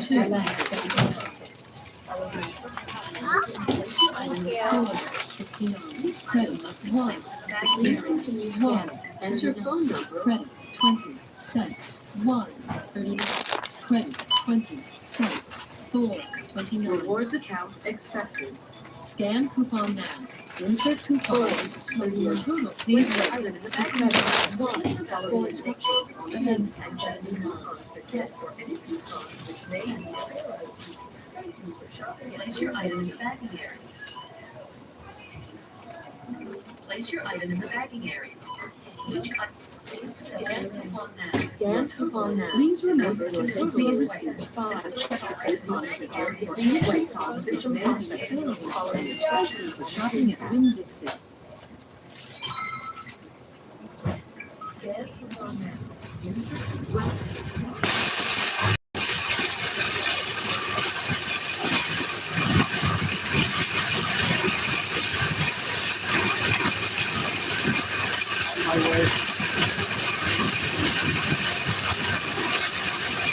Oh, I know.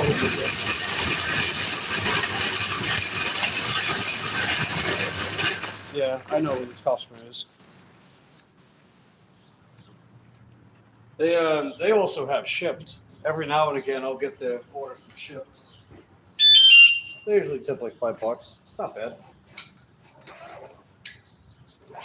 But they gotta stop asking for the fucking organic bananas. They did that last time too. They always ask for organic bananas. They never have them here. And I told them that last time. It's like, come on, guys, take notes. When I tell you guys that I remember stuff like that, I'm not kidding, dude. I remember stuff like that.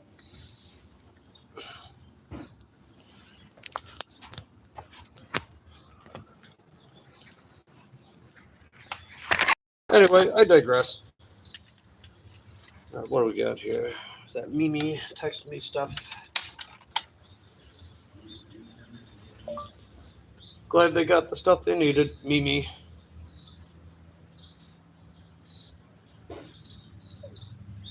Cool. Alright, let's go drop this off.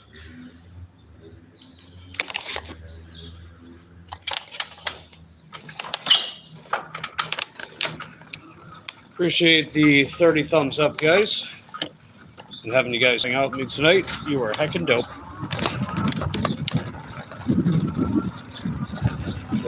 Hold on a minute. There we go.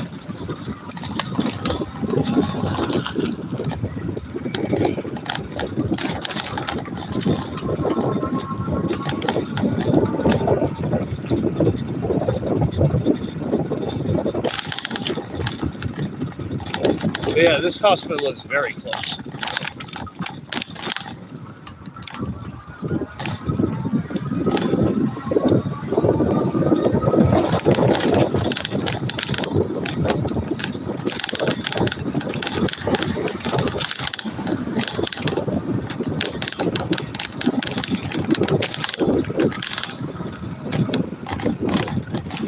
Hey, what's up, Luke? How you doing? Appreciate you popping in, Luke. Yeah.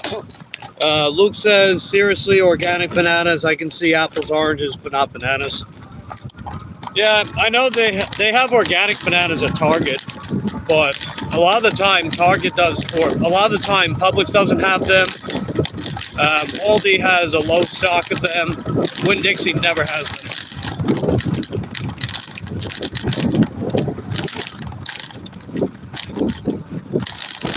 And I told them last time too. You know, I guess they don't listen too well. They don't listen very well. I told them last time they don't have organic bananas here, but they keep asking for them. I know that you guys don't have this and that. There's vegetables at Auto Care, but do you guys sell vegetables here? You better give me your truck. I don't drive a truck. I think you're on the right channel there, Marilyn Monroe Video Archives. I don't own a truck. I own a bike.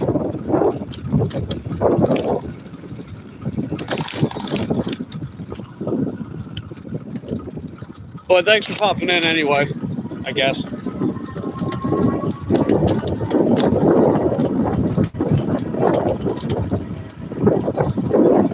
Slight spam. Yeah. Only slight. Oh, okay. They're going off again. All right. You are out of here. I already told you I don't have a truck. And you kept spamming anyway. Oh, well.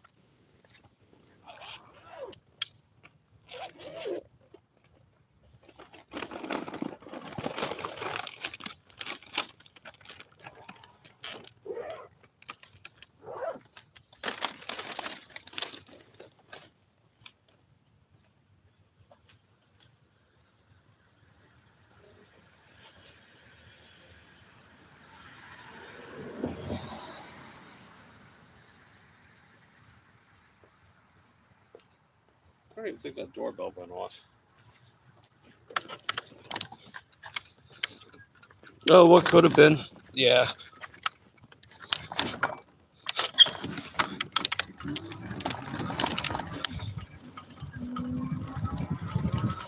All right, I'll give a thumbs up to that order, I guess. All right, $98.39. We just need $2 more, guys. Wow, this is surprising. I'm actually up to 48% AR. We might get silver tonight, guys. Oh my god! Not that I really care about that stuff. I've said before, these friggin' rewards programs, it's a banner program. That's all it is. You're not getting any actual fucking rewards from it. It's all optics. That's all it is.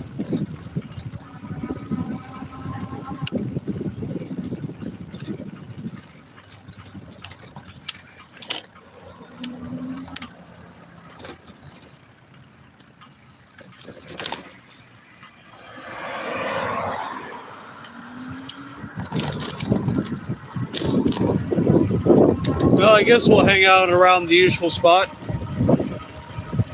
Chris says you sounded like Peter Griffin from Family Guy. Really? I did? Yeah. I didn't think it sounded that similar.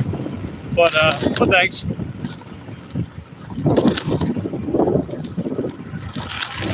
Hey, Lois. Diarrhea. Yeah.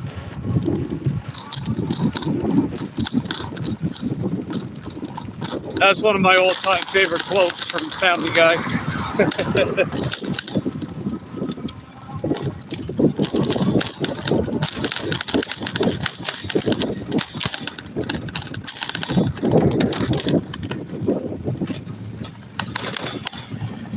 And yeah, I know I'm a little squeaky. Don't even comment. A little squeaky. It's that back wheel.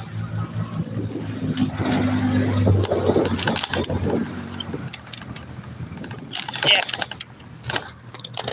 I dialed up the tension on that back brake mainly because there's a lot of slack in that front brake.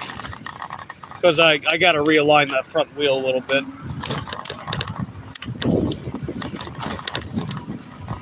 So I'm just braking with the back one. The back brake's better anyway. Or it's better to use the back brake anyway, it's safer.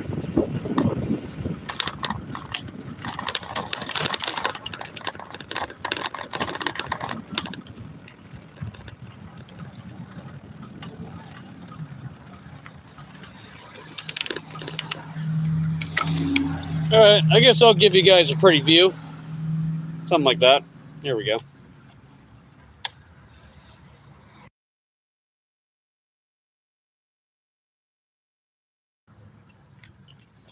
Alrighty. What time we got? 7:47. Jumbo jet. Hey, check it out, guys. It's jumbo jet o'clock. Look at that. Jumbo jet. 7:47. Nice. All right. Well, we're almost to 100. Let's see what we get next.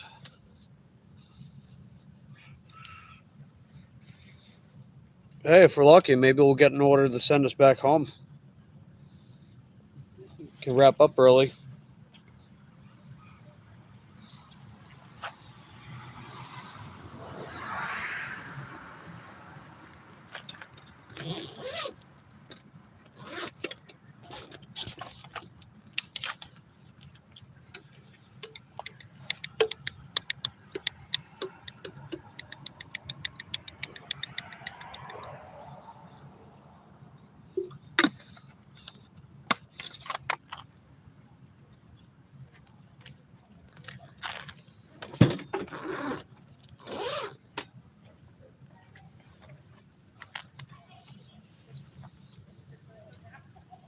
All right. Just got to play the waiting game. Let's see what we get next.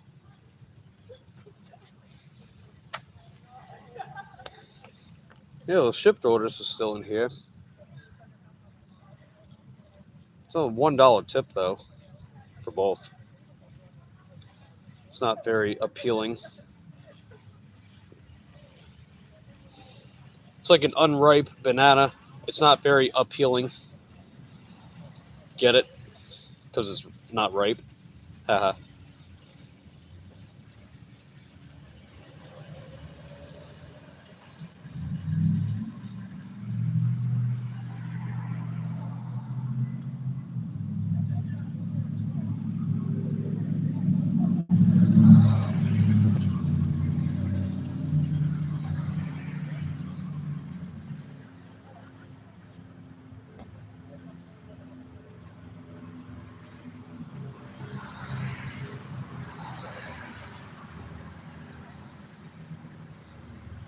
That joke was not very appealing. Ha ha ha ha. He he he.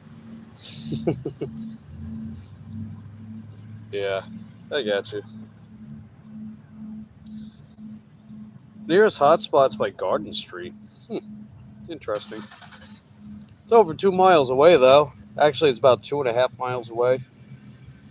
I'm not traveling 2.5 miles just to chase a hotspot.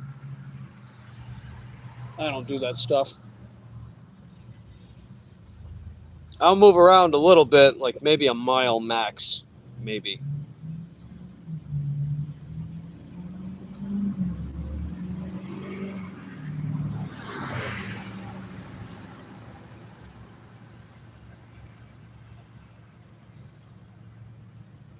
But yeah, anybody watch that show Invincible? Season 4's out right now. First 3 episodes are out. They were really good, man. I definitely enjoyed them. They definitely shook things up quite a bit, which I was hoping for. Because I was hoping for season 3 to be like that, but season 3 just took a couple ideas and just ran it in the mud over the course of like 4 or 5 episodes. I wasn't too keen on that. But if you chase the hot spot, you'll get an order back here for China 1. Hey, maybe. I don't know. Maybe.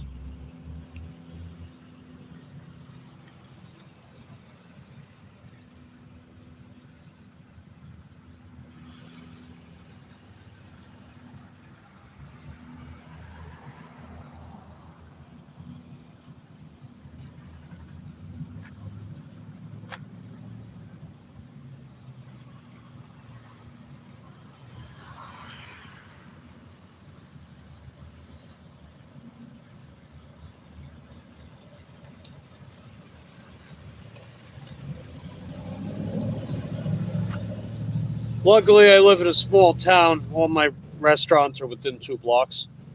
Hey, that's good, Luke. I mean, Titusville's not that bad.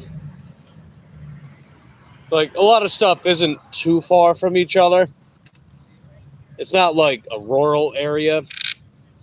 Titusville's more suburban than anything.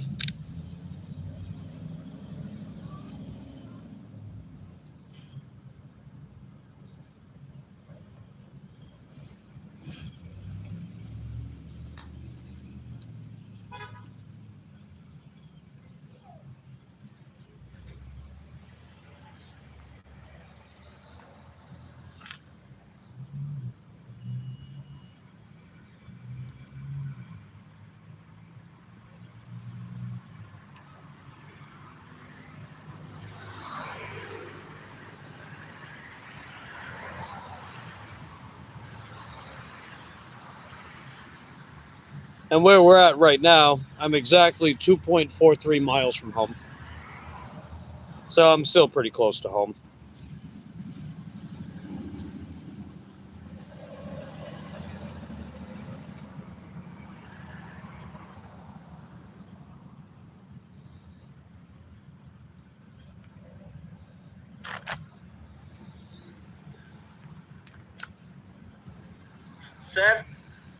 What do we got here?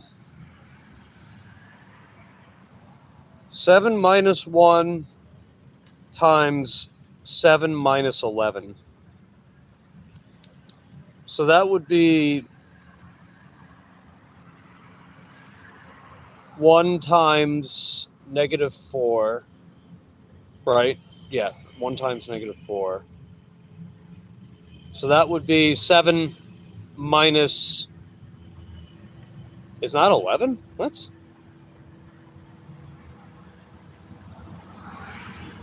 No, that is 11.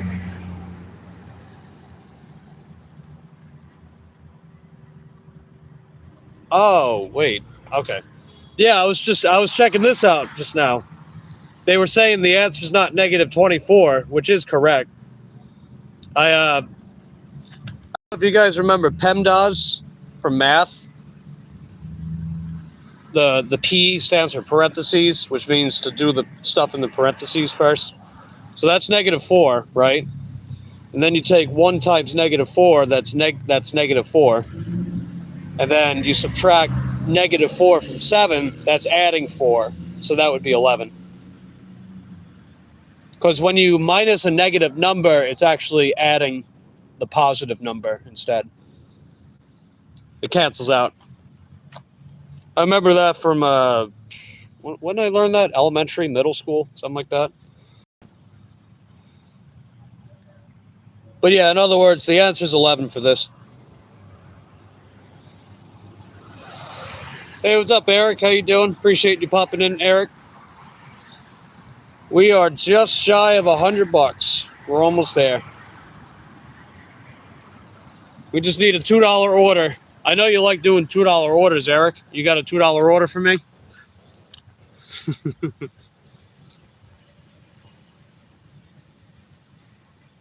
Let's see. Luke says, "Oh no, it's that guy." And then Yvonne says hi to Eric. Luke says hi to Eric. Yeah, Eric is showing it forever. Joyce says, "Ooh, that's close." Yeah. I mean, honestly, if they send me a $2 order, I might just do it and go home. Well, maybe not. Maybe not. But we're waiting. Come on, DoorDash.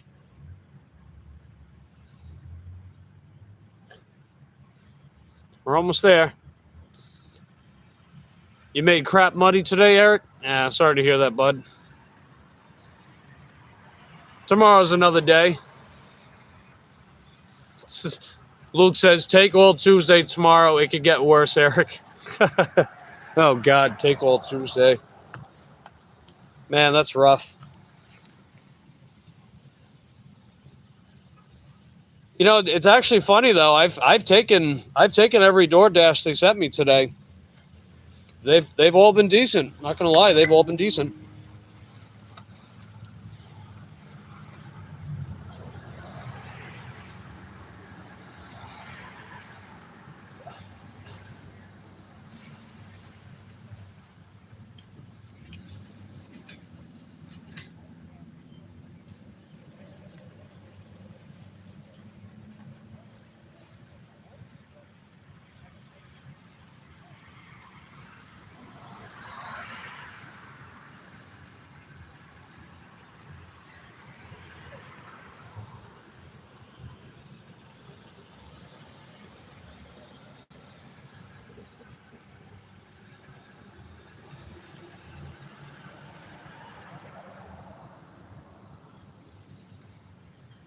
Let's see. Eric says, nope, no take all. Done with that crap. Yeah, man. Like, I just don't think that stuff's worth doing. I really don't.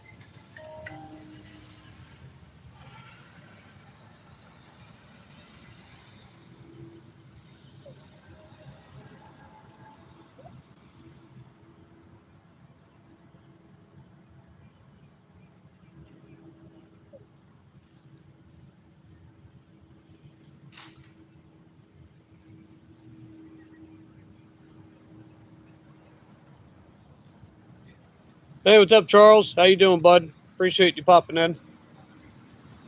Oh, ow. Ah, got bitten by a skeeter.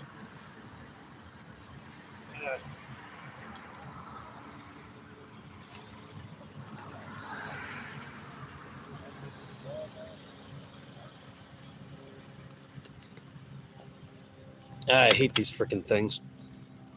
But how's it going, Charles? We're almost $100 for the day. We just need 2 more bucks. That's all we need. We just need a $2 order. If Eric's not doing Take All Tuesday anymore, maybe he could throw one of those $2 orders from Tuesday tonight.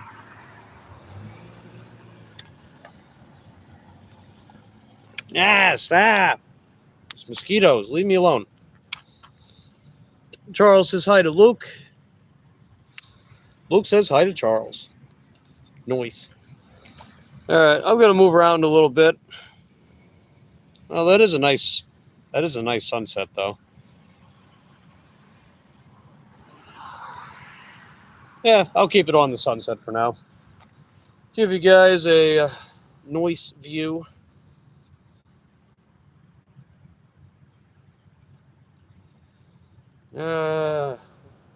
Why Friday? No, I got to work Friday. Busy Friday. Let's see. Charles says, doing okay? Nice. Glad you're doing okay, Charles. I'm doing okay, too. We're just watching the sunset.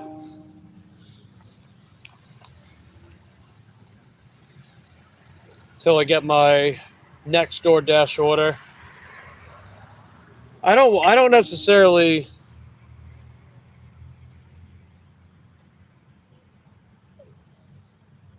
Yeah, there we go. I don't necessarily want to give up already. Well, not already, but I mean like after I get the next order. I mean, if it picks up, that'd be great. I see what's going on. Yeah, it says it. Oh, yeah.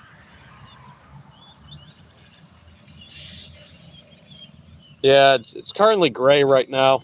As you guys can see, it's gray.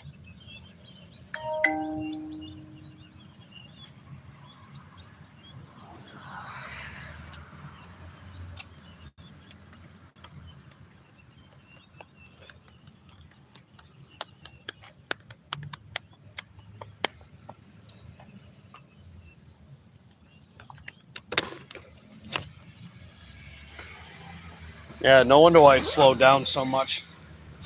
It's gray. But yeah, I got to move around a little bit. These mosquitoes, they keep coming after my legs.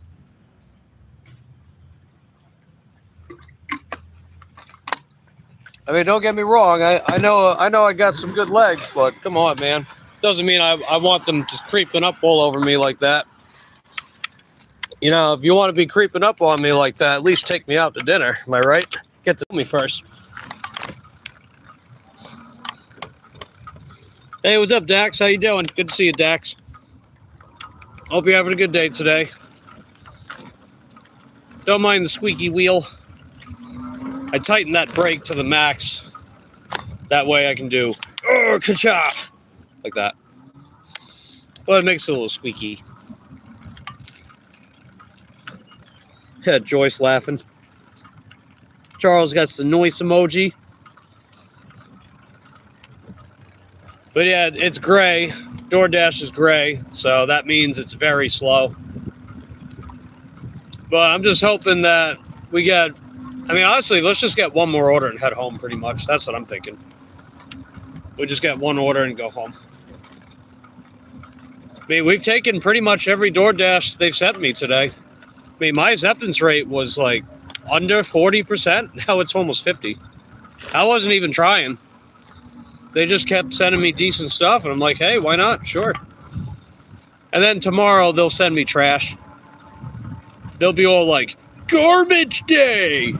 And then send a bunch of poopy doopies.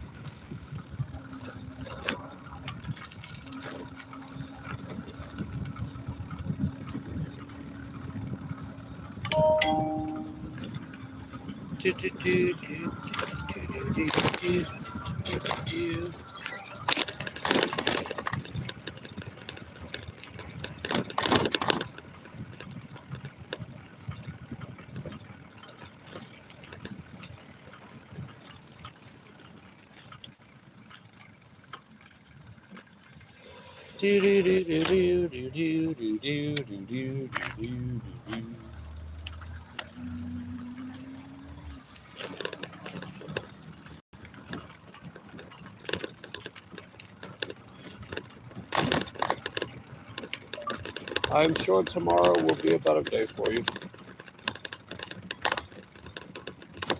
That's not what I said. I said better.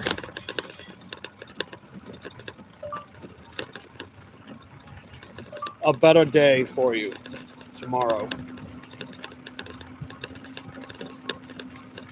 There we go. Let's see. Dax says, oh, hey, let's go. 7-Eleven, what do we got? You know what? This order kind of sucks, but I'm going to take it. So I know it says 3.3 miles. That's not true. So where I'm at to here is 4 miles and then another half mile. So yeah, this is a bad order, but I'm going to take it because we're pretty close around here. So I'm going to take this order, pull us out of here, probably head home. Like east. Then turn right onto Barna Avenue. Yeah. All right. And if I do the math, ta-da! Look at that. $100 goal, baby. Let's go. $100. Holla for $100.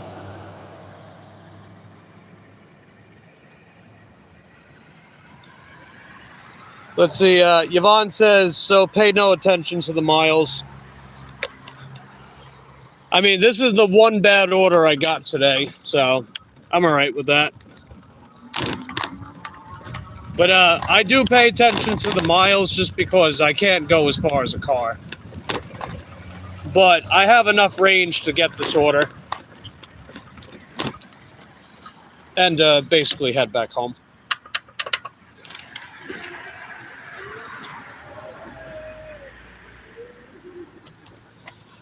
Let's see, Joy says, yay! Charles says, 100! But yeah, it's too slow. So I'm taking this as my opportunity to crack my goal and go home, pretty much.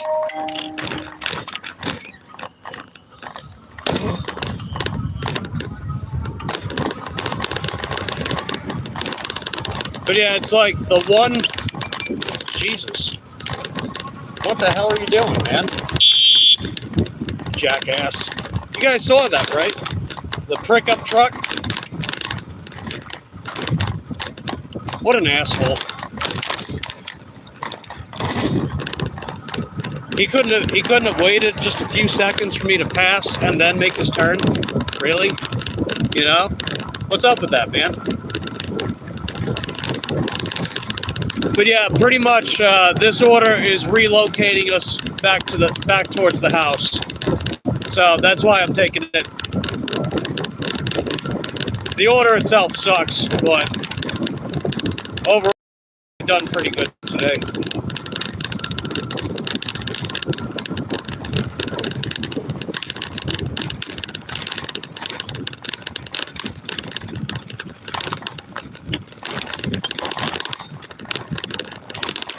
And 7-Eleven said the order's ready. Apparently it's ready. We'll see if that's true. As you guys know, they have a history of lying about the pickup times. They'll say it's ready, but it isn't.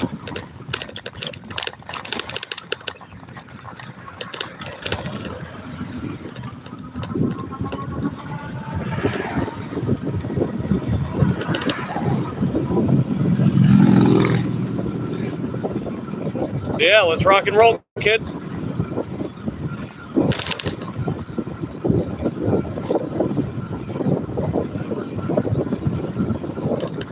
I'm surprised how slow it is tonight. Not gonna lie. I'm definitely glad I worked earlier. When I came out this morning, I made almost $50 in a couple hours. So that was pretty good. And we're basically making only slightly more than that. But hey, we make our goal. We made our goal.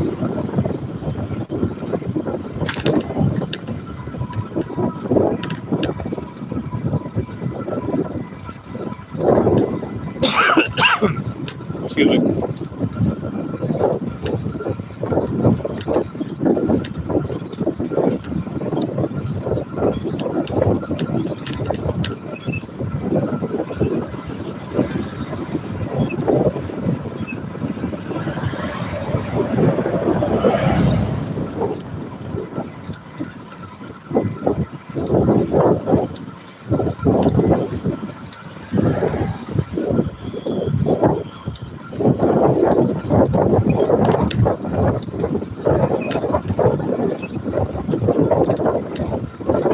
And miles-wise, we did pretty good today, too.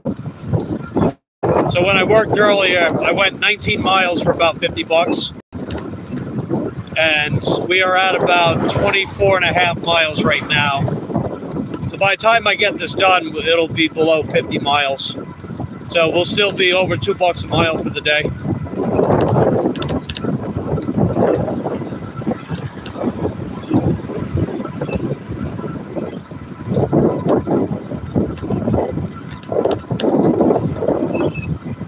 But when it comes to like the pay and miles, like the one orders, like one type of order I'll make an exception for is a relocating order or repositioning order. However you want to phrase it. I mean, you figure this order is repositioning me back towards the house, like closer to the house, right? So that's what I would call a reposition order. I got that lingo from, what's his name, Zach Delivery, Zach Drives Fast, whatever his channel's name is. I got that lingo from him a couple of years back. You know, just the idea of taking an order for the sake of repositioning where I'm at. So it's either I stay where I was at, probably not get anything because DoorDash is gray, or I take this order, which takes me closer to the house, and probably as a sign to just go home, you know? That's how I see it. We made our goal, so hey, why not?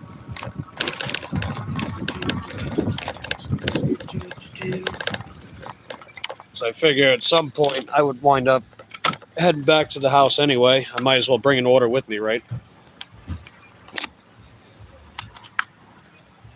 All right, I'll be right back.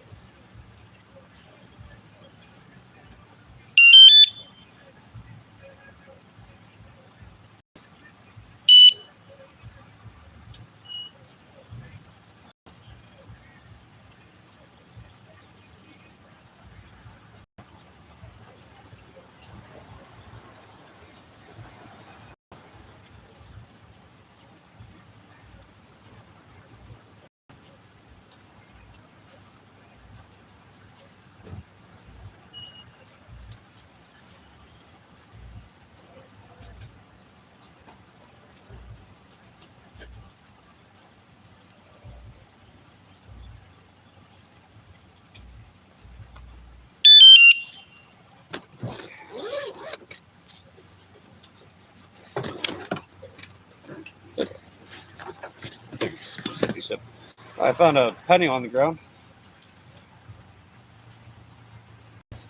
That'll do for good luck.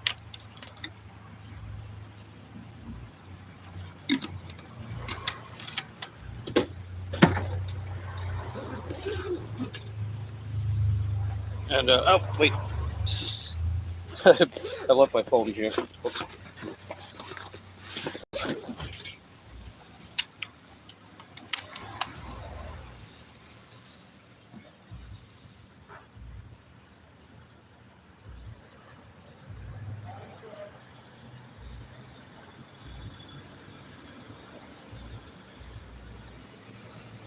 Oh, okay, I know where this is at.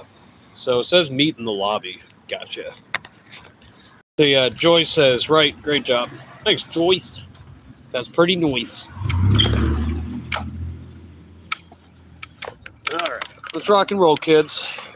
We drop off our last order of the night and go home. Go home.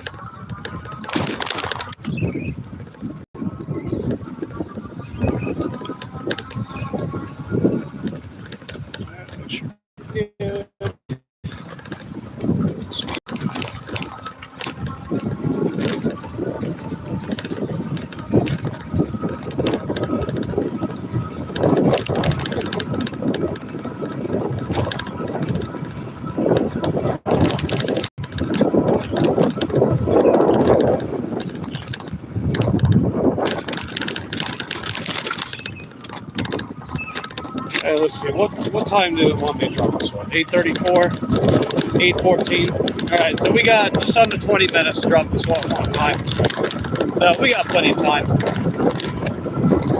That's another thing I love about delivery on my bike. They give me plenty of time to drop these orders off.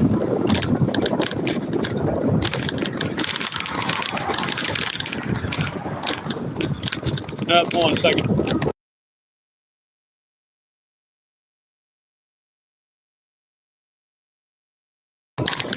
Okay.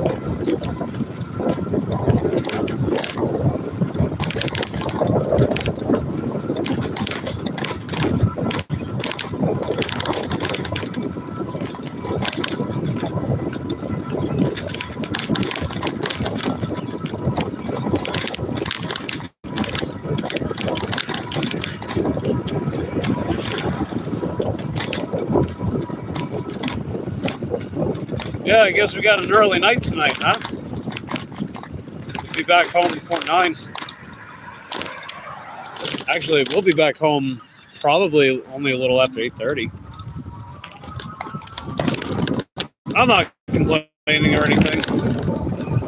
It's actually pretty nice being off the goal early and then giving myself the option to either stay out and make more or to go home. I like being able to do that. I don't always get to do it, but when I do, it's pretty nice. Like yesterday, for example, Sunday, I actually made my $100 goal Sunday before I even worked the evening at home. And as you guys know how it panned out, I decided to work yesterday evening. Now that definitely worked out. Faux show. Tonight's a little different, of course, but still pretty nice.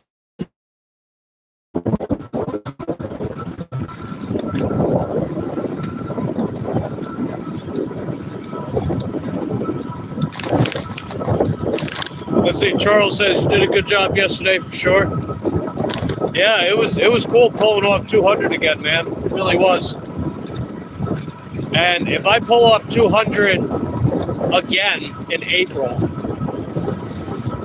then that gives me the confidence that I can pull off $200 at least once a month. And that would be huge. Because that's unprecedented for me. You figure the first time pulling off 200 on my bike was last November. And then followed it up with 2 more before the year closed out, which was really cool. I mean, that changed everything for me, man. That really did.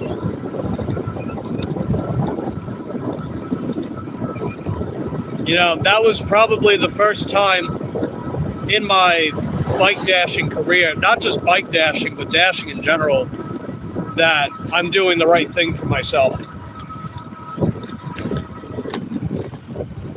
That was probably the first time I truly felt that way.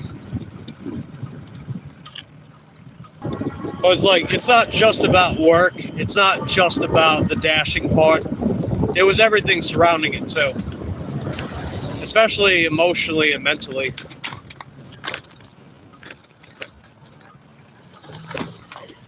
You know, a lot was at stake during that time, let's just say. I'll talk more about that at another day. I know I keep saying that, but I will.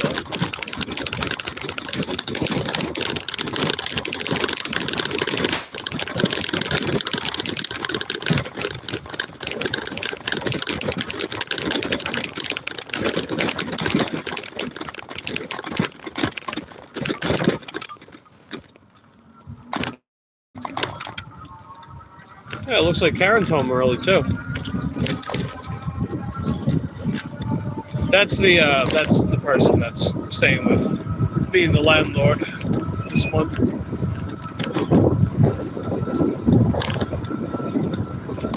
Not to mention that extra money will come in handy. Yeah, definitely.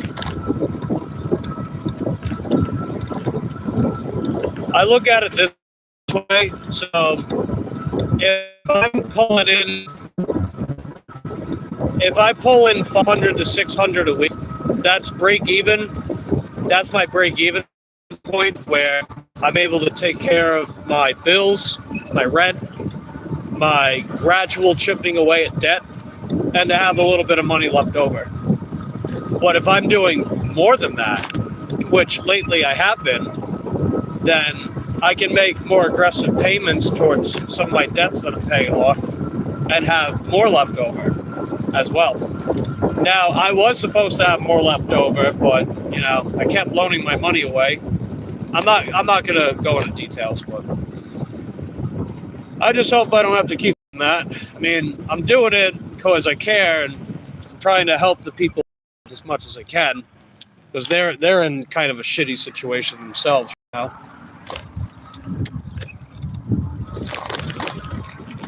But after all my emergency money's gone, I hate that feeling. Well, maybe not all of it's gone, but most of it is. So if I'm coming out here making my goals and above my goals, then I can start refilling that emergency money and have enough for everything else. I mean, ultimately, the math is working out, so I'll be all right.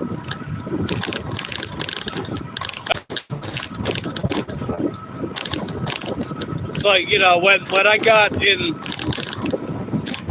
you know, when I did that for a fact. Hell, I wasn't even expecting this to be a significant income either. But it is cool to get that paycheck from YouTube sometimes. Charles says that's what I'm trying to do, just trying to get ahead. Yeah, my debts is my target credit card. I was able to do almost double the minimum payment, so that was great.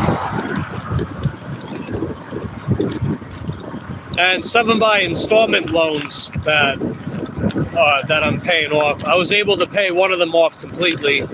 One of them is almost there, and I was able to pay early with a couple others. So that was a good feeling too. One of them's only 3 months, the other one's only 6 months. Another one was a year, but I have 6 more months to go.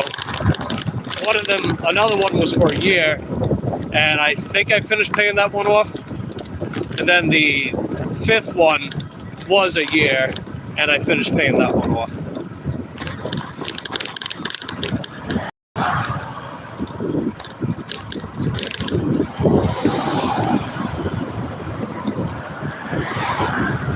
I also work with a debt consolidation program called Beyond Finance. They are really, really helpful, no doubt. Pretty much what you do is you enroll X amount of accounts that have pending debt, and they're able to relieve up to half with some kind of payment program. So basically what they give you a number based on your income and stuff like that, and they give you a contract, whether it be weekly, bi-weekly, monthly, and then you put it in a deposit account, and while you're filling that account up, they claim power of attorney over those accounts. You can still make decisions and stuff. It's just that they can make those decisions for you as well. So what they do is while you're filling that up, they come up with resolution offers with the credit card companies that you have enrolled with the program. And then they send you a debt resolution offer per account. They work on one account at a time. So when they come up with a resolution offer, they send you that, and then you can agree to it, or they can try to come up with a different one instead. So my Chase Bank, I have an Amazon credit card, and I have that enrolled with the program. And they came up with a debt resolution offer after I had a couple thousand already in the deposit account. And then they came up with, well, I accepted the offer. It was like $289 a month over the course of 12 months. And I'm on my last month now. So basically the money that I've been putting into that deposit account has been going towards that resolution offer. And I'm making my last one in a few days. It'll come out on the 28th, so that's great. That basically relieved over half that enrolled debt for that one account. So that was huge. I still have my Walmart one, which has a big balance left still. But they're going to come up with a resolution offer for that one after I finish, or after I make that last payment towards the Chase. They just take it out of the deposit account. So basically, I agree to a payment plan to fill up the deposit account. They come up with a resolution with the company, and then you just take the money out of that resolution, or you take the money out of that deposit account, make the payments. It's actually pretty simple and really cool.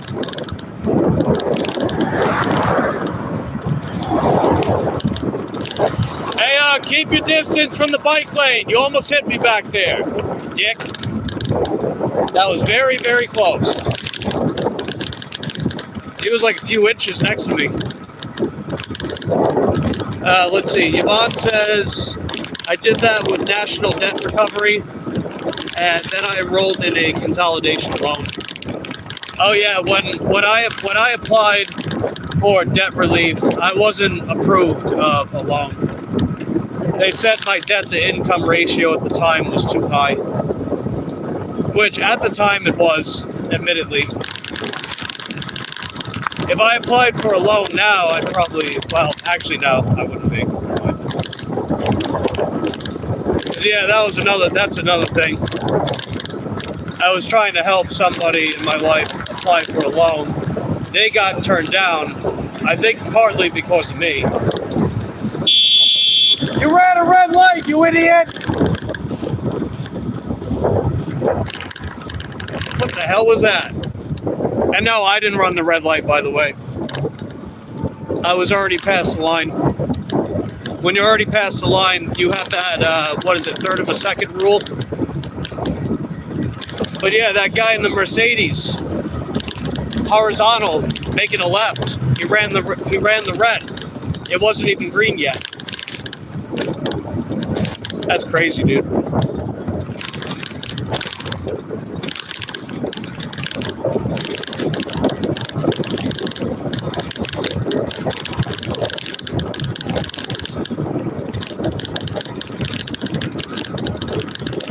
But yeah, the other thing about those debt consolidation programs, they really do help bring up your credit score. My credit score bumped up well over 100 points, over 120 points since being part of the program. So that was great. Oh God, what is that smell? It smells like sewage. It's like a bursted pipe or something? I don't know. Alright, they said meet in the lobby, so this should be quick. I'll be right back, guys. Appreciate you guys hanging out with me. You are heckin' dope.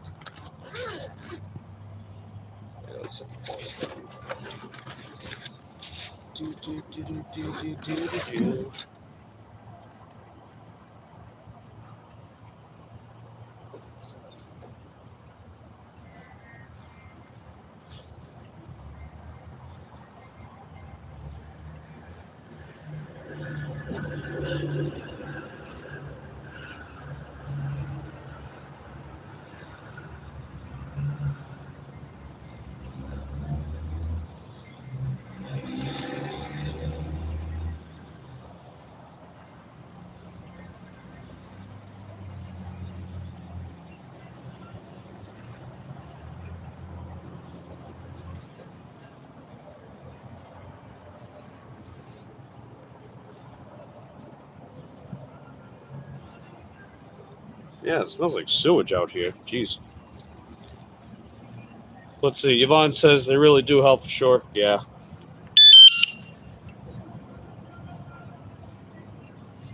Alrighty. Well, why didn't this go through?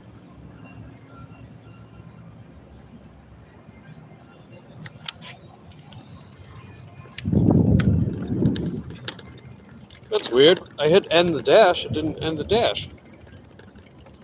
Okay, now it did. Alright, DoorDash. That was weird.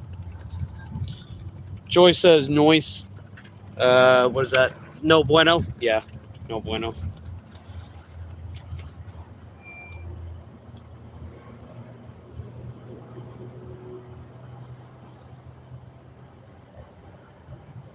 But yeah, check it out. We got that perfect score, baby. Perfect customer rating. That's pretty nice. And perfect completion rate. What did I tell you guys about completing every order I do, right? 100. And last but not least, the other thing I care about. Yay, on-time rate, perfect score. Yay, hooray. Hooray. Wow, that's funny. Now DoorDash saying it's busy. Well, you know what, DoorDash? I'm busy. I'm busy going the heck home because I earned this. Oh, yeah, and miles-wise, we went... here we go. We went 28 miles tonight. So 28, and we went 19 earlier, so we went 47 miles in total. 47 miles, we made 103.64. So yeah, we pulled off $100. Let's go. Yep. Ah. Why you do this? Okay. Sure, Lucy's gonna be up for a walk when I get home. And I think I have enough battery to take you guys out with her. I gotta see if she's up for it. She's been kind of hit or miss with her walks lately, especially the afternoon.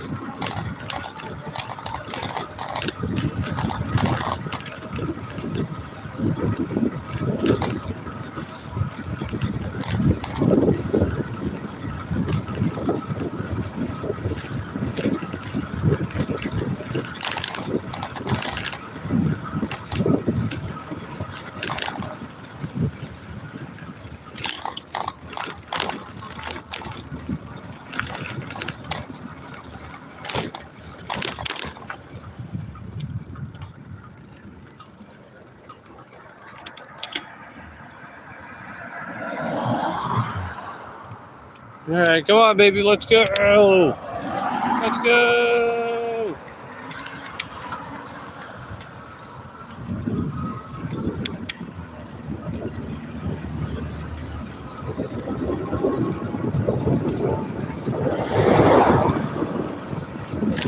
Why do you do that? You could have went from behind. Why you gotta cut in front? You trying to kill somebody, you idiot? No turn signal either? Jeez. Yeah, you guys saw that, right? The Honda CRV. They cut in front. No turn signal either. They had plenty of room from behind. They could have just done that from behind. That's not what she said. That grinds my gears, man. That grinds my heckin' gears, man.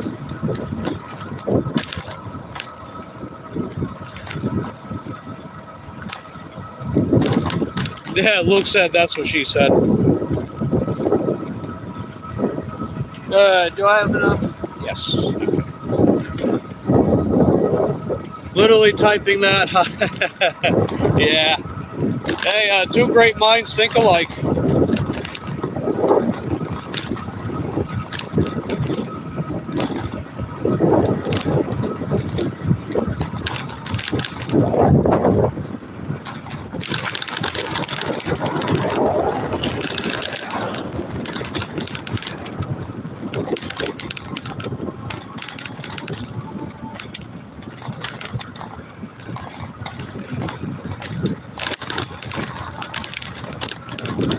All right, my bike path's coming up.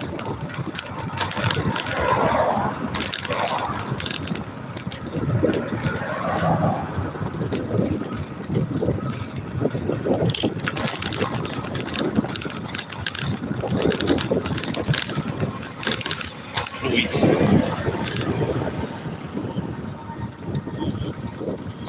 Oh yeah, speaking of that's what she said, doesn't Eric have karaoke tonight? Eric is showing up.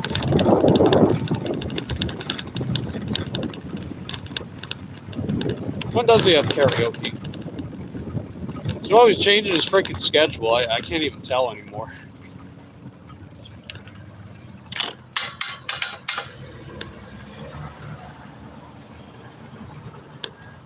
All right, let's go.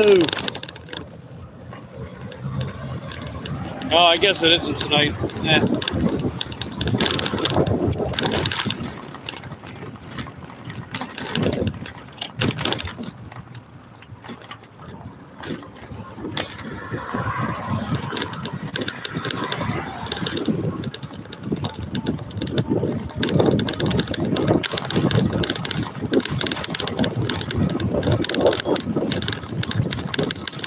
Oh, it's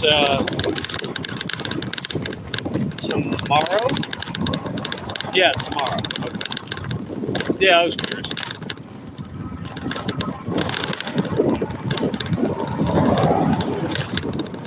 Hey, let's go.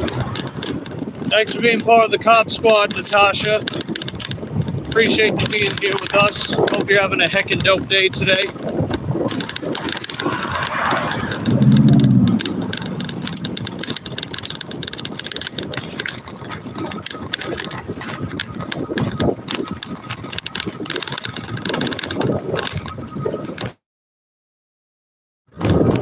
I guess I disconnected for a second.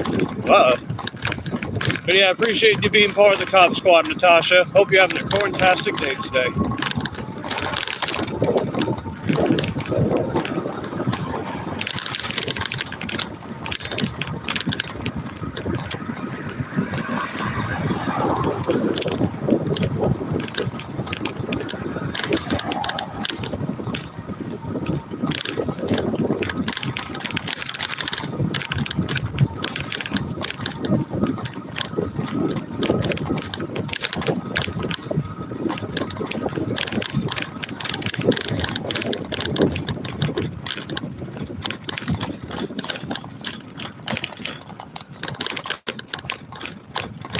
But yeah, you know what's pretty cool is that you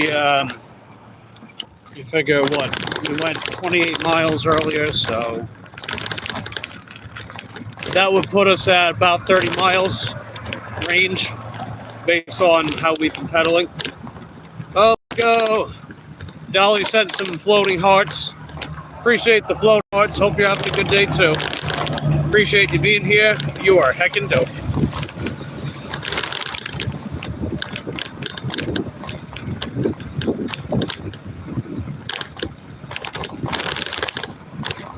Yeah, for anyone just popping in, we're headed back home. We made our $100 goal for the day, which is cool. It started dying down quite a bit, so I figured wrap up relatively early.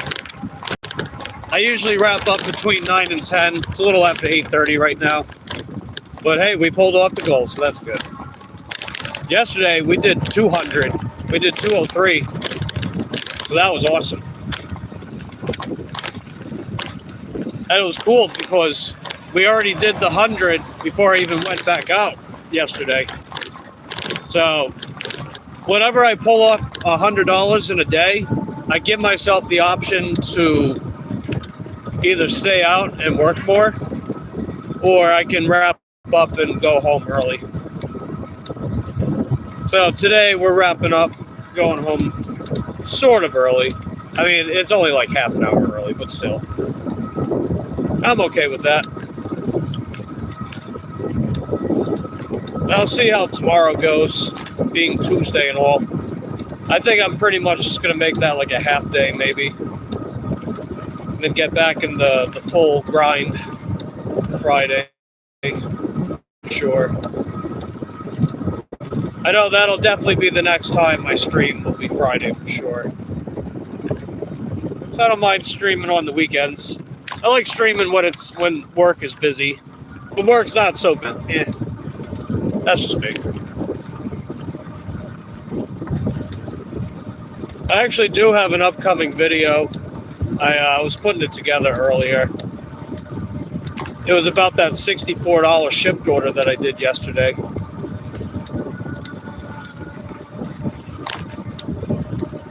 I couldn't condense it down to be under 3 minutes, so it's actually going to be a longer form video.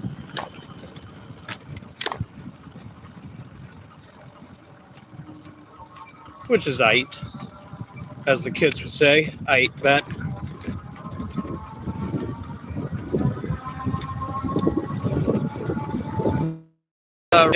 Night. And we're pretty much back home. I'm going to take Lucy out for a walk, see if she's up for it. But I'm actually, I'll actually wrap up here. I see a couple other people are live. I'd like to pop in and say hi to them. Maybe you guys can follow me over there. I know Dashing Womble's live right now. I'd like to pop in and say hi. I think Mary's live too. I'll say hi to Mary too.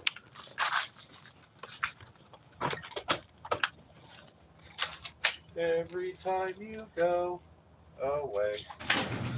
You take a piece of me with you.